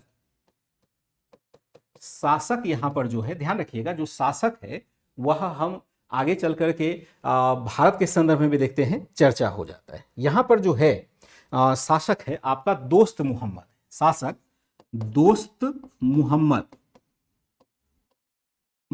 के स्थान पर शाह सुजा या अपने समर्थक शासक शाह सुजा को बिठाना चाहे। स्थान पर कंपनी के समर्थक शासक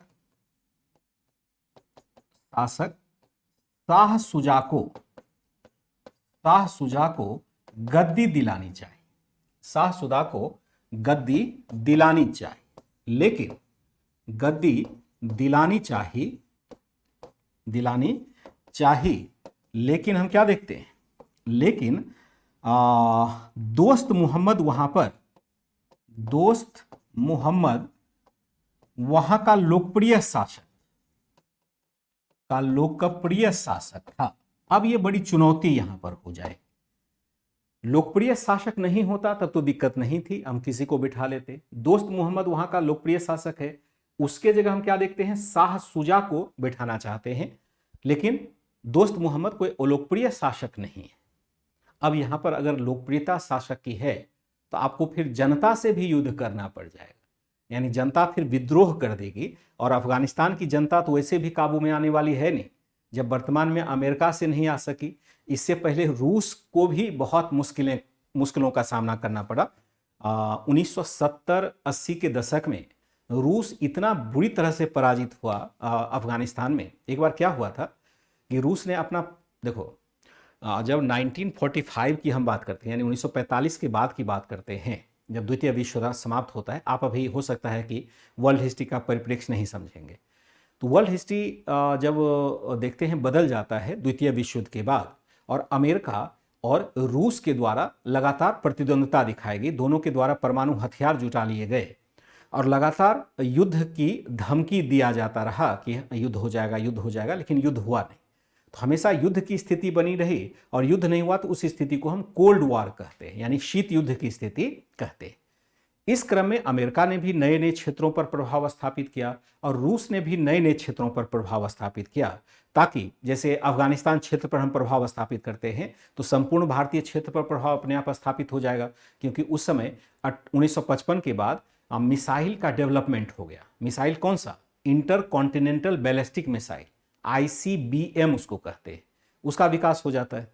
तो ICBM का जब विकास हुआ तो एक ही जगह से आप मिसाइल छोड़िए और हर जगह आप तबाही मचा सकते हैं। उसके बाद प्रयास किया गया कि अलग अलग क्षेत्रों को कब्जे में लिया जाए, ताकि वहां पर अपना सैनिक बेस बना करके और हमला किया जा सके। इसी क्रम में रूस ने अफगानिस्तान पर हमला कर दिया, लेकिन अफगानिस्तान के शासकों ने कभी रूस को एक्सेप्ट ही नहीं किया, और लगातार छापामार लड़ाई चलती रही। अंततः रूस को बड़े बेआबरू होकर के अफगानिस्तान से निकलना पड़ा। वही स्थिति अब ब्रिटिशों की अभी हो रही है, रूस की स्थिति बाद में बनती है। तो ये गद्दी हम दिलानी चाहिए, लेकिन दोस्त मोहम्मद क्या देखते हैं, वहां का एक लोकप्रिय शासक हुआ करता था, इसके बावजूद भी हम क्या देखते हैं, इसके बावजूद 1839 में 1839 में शाह सुजा को अफगान का शासक या अफगानी शासक बनाने में ब्रिटिशों को सफलता मिल गई, ब्रिटिशों को सफलता मिल जाती है, अफगानी शासक बनाने में ब्रिटिशों को सफलता मिल गई। ठीक है। इसके बावजूद 1839 में शाह शुजा को अफगानी शासक बनाने में कामयाब होती है। हाँ, एक्चुअली क्या है, वहां की भौगोलिक परिस्थितियां बहुत बुरी है, बहुत बुरी है। फिर हम क्या देखते हैं, मिल गई। आप इसके बाद देखेंगे 41 की स्थिति, यानी 2 साल के बाद ही, 2 साल का मतलब होगा, यहां पर एक डेट भी दिया हुआ है, 11 दिसंबर 1841 को फिर से यहां पर क्या हो जाता है, फिर से यहां शाह दोस्त मोहम्मद के पक्ष में विद्रोह हो जाता है। यहां दोस्त मोहम्मद के पक्ष में, मोहम्मद के पक्ष में विद्रोह हो जाता है, पक्ष में विद्रोह हो गया, विद्रोह हो गया। ब्रिटिशों ने क्या किया, ब्रिटिशों ने इस बार दोस्त मोहम्मद को ही शासक मान लिया। ब्रिटिशों ने समझ लिया कि यहां पर शासन करना बड़ा मुश्किल है।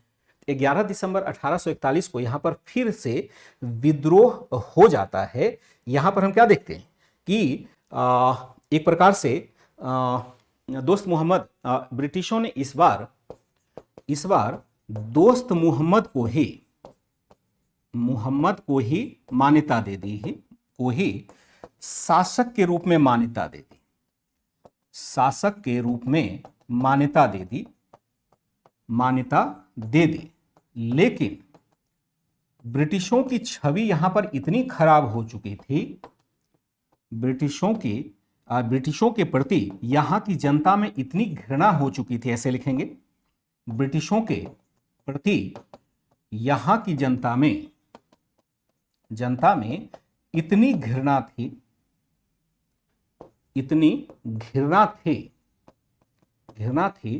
कि यहां के लोगों ने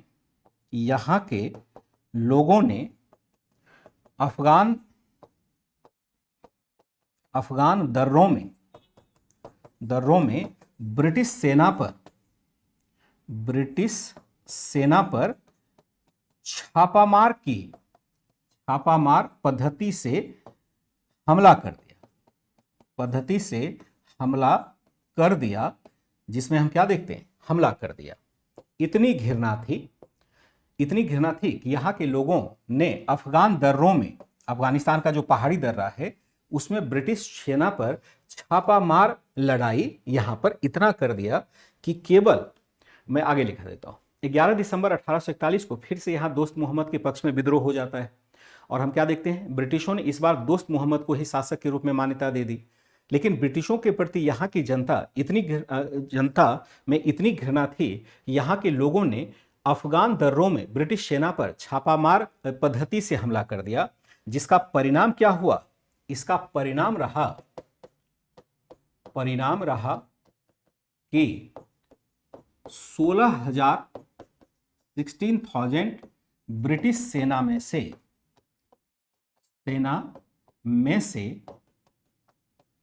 में से केवल एक सैनिक जीवित बच पाया, एक सैनिक जीवित वापस लौट पाया। आप समझ रहे कितना खतरनाक क्षेत्र है, वापस लौट पाया। 16,000 की पूरी सेना ब्रिटिश नष्ट हो गई। 16,000 की सेना में से केवल एक। समझौता हो गया था, कोई दिक्कत नहीं थी। जो पुराना शासक था दोस्त मोहम्मद, कहा भैया आप ही शासक रहो, मैं इस झंझट में नहीं पड़ूंगा, बस थोड़ा मेरा ख्याल रखना। लेकिन वहां की जनता में ब्रिटिशों के कारस्तानी से इतना घृणा सा व्यक्त हो गया था, जब ब्रिटिश सेना वापस लौट रही थी समझौता करने के बाद, उसके बाद भी वहां की जनता संतुष्ट नहीं हुई। पहाड़ी दर्रे होते हैं, यानी ऊंचे ऊंचे पहाड़ है, बीच में जो नदियों वाला रास्ता होता है, असल में सेना का संचालन या कोई भी पैदल चलना चाहेगा उसी से चलेगा। पहाड़ में हम क्या देखते हैं कि अगर हम देखते हैं इस प्रकार के पहाड़ अगर बने हुए हैं, तो यहां पर जो नदियां चल रही होती है, ऐसे सीधे नहीं होता है, एकदम से सीधा सीधा नदी होगी, नदियों के रास्ते ही हम रास्ता ढूंढते हैं। जी, बीच में जो पहाड़ों के बीच में जो नदियां होती है ना, तो उसी रास्ते से निकलने का रास्ता बनता है, इसी को हम दर्रा कहते हैं। और यहां से अगर यहां से पत्थर फेंकना शुरू कर दिया तो सैनिकों की स्थिति तो बड़ी खराब हो जाएगी। और यही हुआ कि पत्थर फेंक करके मार दिया। एक बार पहाड़ी झगड़े में मोहम्मद बिन तुगलक की भी सेना नष्ट हो गई थी।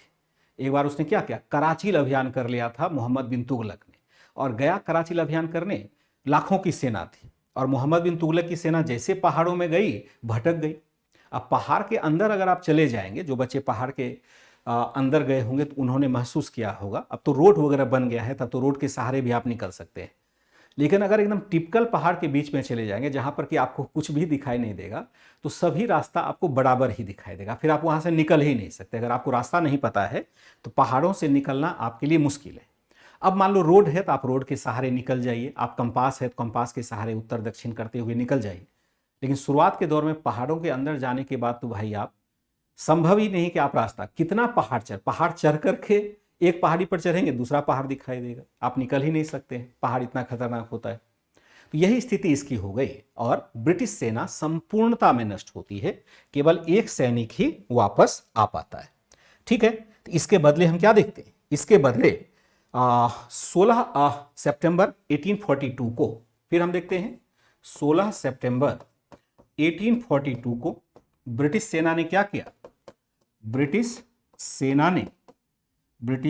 सेना ने फिर से काबुल पर आक्रमण किया, फिर से अफगानिस्तान पर आक्रमण किया, अफगानिस्तान पर आक्रमण कर अपने प्रभाव को स्थापित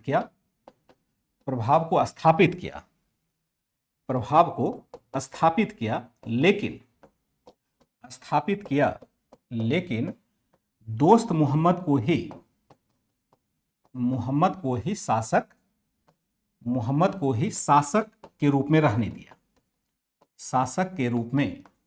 दिया, अब ये रिस्क नहीं लेना चाह रहा है, कहा कि भाई मेरा ख्याल रखना सिर्फ, इसलिए इसने दोस्त मोहम्मद को शासक के रूप में स्वीकार कर लिया। लेकिन अगर नहीं फिर से हमला करता तो इसमें ब्रिटिशों की बड़ी बेइज्जती होती। ठीक है, फिर हम क्या देखते हैं कि फिर से हम देखते हैं कि द्वितीय अफगान युद्ध होता है, द्वितीय आंग्ल अफगान युद्ध होता है, और यह अफगान युद्ध होता है आपका 1878 में। वह तो प्रथम आंग्ल अफगान युद्ध किसी तरह से ब्रिटिशों ने समाप्त कराया। फिर हम देखते हैं द्वितीय आंग्ल अफगान युद्ध है कि अफगानिस्तान पर बढ़ते रूसी प्रभाव को रोकने के लिए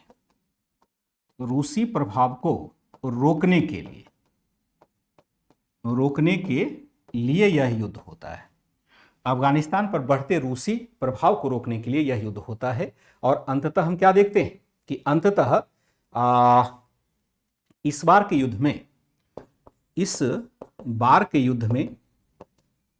युद्ध में ब्रिटिशों को यहां पर निर्णायक बढ़त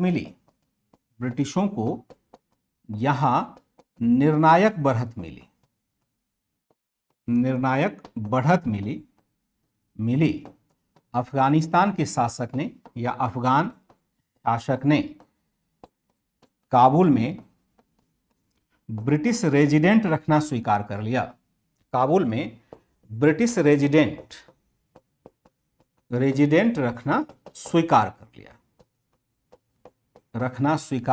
कर लिया। और इसके तहत हम क्या देखते हैं, इसी के तहत 1879 में गंदमक की संधि हुई। गंदमक की संधि, कभी कभी गंडमार्क लिखा जाता है, गंदमक की संधि हुई। आपके लिए यहां प्रश्न बनेगा कि गंडमक की संधि किस देश के साथ हुई थी। द्वितीय आंग्ल अफगान युद्ध होता है 1878 में, अफगानिस्तान पर बढ़ते रूसी प्रभाव को रोकने के लिए। इस बार के युद्ध में ब्रिटिशों को यहां निर्णायक बढ़त मिलती है और अफगान शासक ने काबुल में ब्रिटिश रेजिडेंट रखना स्वीकार कर लिया। इसी के तहत 1879 में गंदमक की संधि यहां पर आयोजित की जाती है और इसके माध्यम से अफगान शासक क्या हो जाता है, अफगान शासक ब्रिटिशों के अधीन हो जाता है, बधीन हो जाता है। लेकिन यह विजय क्या रहा, हालांकि यह विजय अस्थायी रहता है। यह विजय क्या होता है, हालांकि यह विजय विजय भी अस्थायी रहा, विजय भी अस्थायी रहा। क्योंकि रहा, क्या देखते हैं कि यहां सितंबर में, यानी जल्दी ही एक आध महीने के बाद ही यहां पर एक विद्रोह हो जाता है।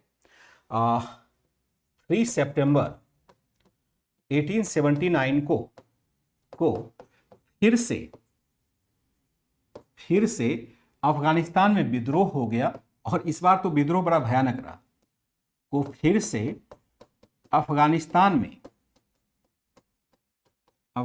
में ब्रिटिशों के खिलाफ विद्रोह हो गया, ब्रिटिश नियंत्रण के खिलाफ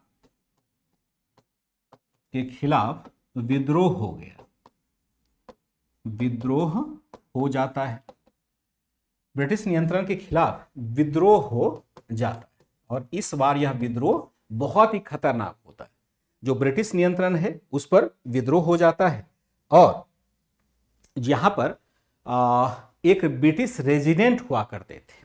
इस बार ब्रिटिश रेजिडेंट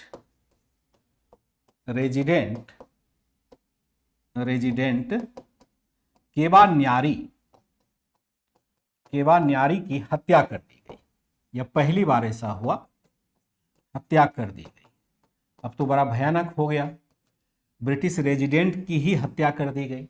जो दरबार में था, अफगानिस्तान तो अफगानिस्तान ठहरा, वहां के पठान काबू में आने वाले हैं नहीं। अब ब्रिटिशों को कई बार वह पानी पिला चुका है। इस बार तो ब्रिटिश रेजिडेंट जिसको रखा गया था कि वहाँ के प्रशासन में हस्तक्षेप करेंगे, तो वहाँ के शासक को आ गया गुस्सा, वहाँ के लोगों को आ गया गुस्सा कि बार बार ये हस्तक्षेप करे, और अफगानिस्तान पहुँचना ब्रिटिशों के लिए मुश्किल था। तो ब्रिटिश तो ये मान के चल रहे थे, डर के मारे नहीं करेगा कोई हस्तक्षेप, लेकिन यहाँ पर विद्रोह होता है, और ब्रिटिश रेजिडेंट जिसका नाम केवा न्यारी था उसकी हत्या कर दी जाती है। और ये एक बहुत बड़ा विद्रोह है, मतलब इससे बुरा कुछ हो नहीं सकता है, इससे बुरा कुछ हो नहीं सकता है। आगे इसके बावजूद भी हम क्या देखते हैं, इसके बावजूद आगे क्या होता है, बावजूद आगे ब्रिटिशों ने अफगानिस्तान से मित्रतापूर्ण संबंध स्थापित कर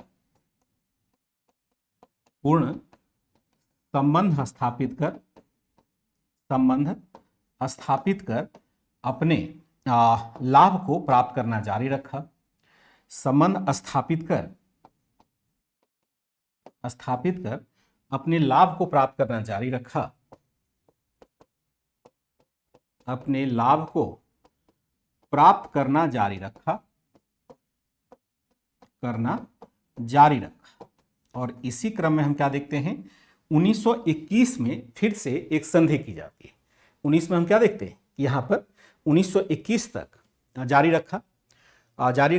हालांकि अफगानिस्तान के विदेशी मामलों पर, अफगानिस्तान के वैदेशिक मामलों पर ब्रिटिशों का नियंत्रण बना रहा। वैदेशिक मामलों पर ब्रिटिशों का नियंत्रण जारी रखा, या ब्रिटिशों का नियंत्रण बना रहा। नियंत्रण 1921 तक बना रहा। इस तरह से हमने क्या देखा कि जो भारत के पड़ोसी देश हैं उनके साथ एक विशिष्ट संबंध स्थापित करने की दिशा में ब्रिटिशों ने लगातार प्रयास किया। कहीं सफलता मिली आसानी से, कहीं सफलता मिली बड़ी मुश्किल से, कहीं सफलता मिली आसानी से, और कहीं सफलता क्या मिलती है, बहुत ही मुश्किल से यहां पर प्राप्त होती है। इस तरह से यह चैप्टर हमारा कंप्लीट होता है। थोड़ा मुश्किल चैप्टर था, बहुत थोड़ा सा मैं मान के चलता हूं कि ये टफ भी था। शुरुआत के दौर में जब प्रशासनिक विकास की बात कर रहे थे आज से 2 क्लास पहले, तो थोड़ा सा ये मुश्किल मुझे लग रहा था कि शायद आपको समझने में दिक्कत हो सकती है, लेकिन 1-2 बार पढ़ेंगे तभी बातें समझ में आएगी। और जो मैटर मैंने लिखाया है वह एक संक्षिप्त मैटर है, चाहे तो इसको आप थोड़ा सा किताबों के माध्यम से भी पढ़ लेंगे। बुक अगर आपने खरीद लिया है, नहीं खरीदा है तो PDF सेक्शन में जा करके बुक को डाउनलोड करेंगे। अब तो मतलब वो कोई एप्लीकेशन पर तो है नहीं, ये तो आपके टेलीग्राम चैनल पर है, तो वहाँ से आप उसको डाउनलोड कर लेंगे और चाहे तो एक बार चैप्टर को पढ़ सकते हैं। अगर आपको लगता है कि सारी बातें समझ में आ ही गई है, फिर पढ़ने की ज़रूरत नहीं है, तो तो फिर नहीं भी पढ़ सकते हैं।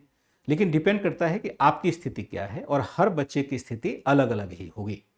कल मैं टेस्ट आपका लेने वाला हूँ, सैटरडे का दिन है, टेस्ट होगा।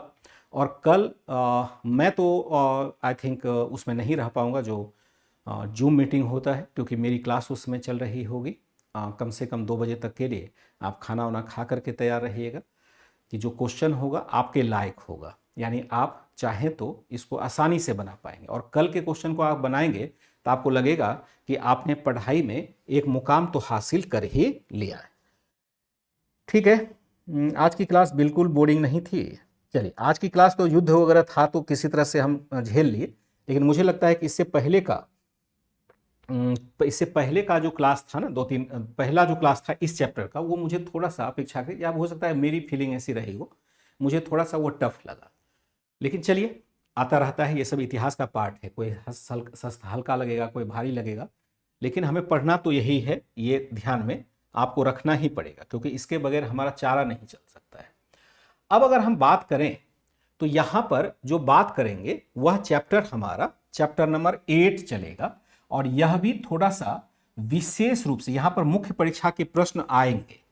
जो चैप्टर नंबर 8 है, यह मुख्य परीक्षा के प्रश्न को आकर्षित करने वाला है। यहां पर तो अब नहीं करेगा, जो पूछा गया था तो अब पूछा जा चुका है। इस चैप्टर से ब्रिटिश शासन का जो आर्थिक प्रभाव है, इस बात को लेकर के इस बार भी यूपीएससी ने क्वेश्चन पूछा है, और आप में से हो सकता है कुछ बच्चों ने उसको अटेम्प्ट भी किया हो। जैसे एक क्वेश्चन मैंने आपको शाम के 6 बजे वाली क्लास में लिखने के लिए दिया था कि ब्रिटिश औद्योगिक नीति ने किस प्रकार से भारतीय हस्तशिल्प उद्योग को प्रभावित किया। यह क्वेश्चन मैंने शाम के 6 बजे क्लास में लिखने को दिया हुआ था, और बहुत सारे बच्चों ने लिखा भी था, और मॉडल आंसर भी मैंने दे दिया है। 2 सप्ताह पहले शायद मैंने यह प्रश्न लिखने के लिए दिया था।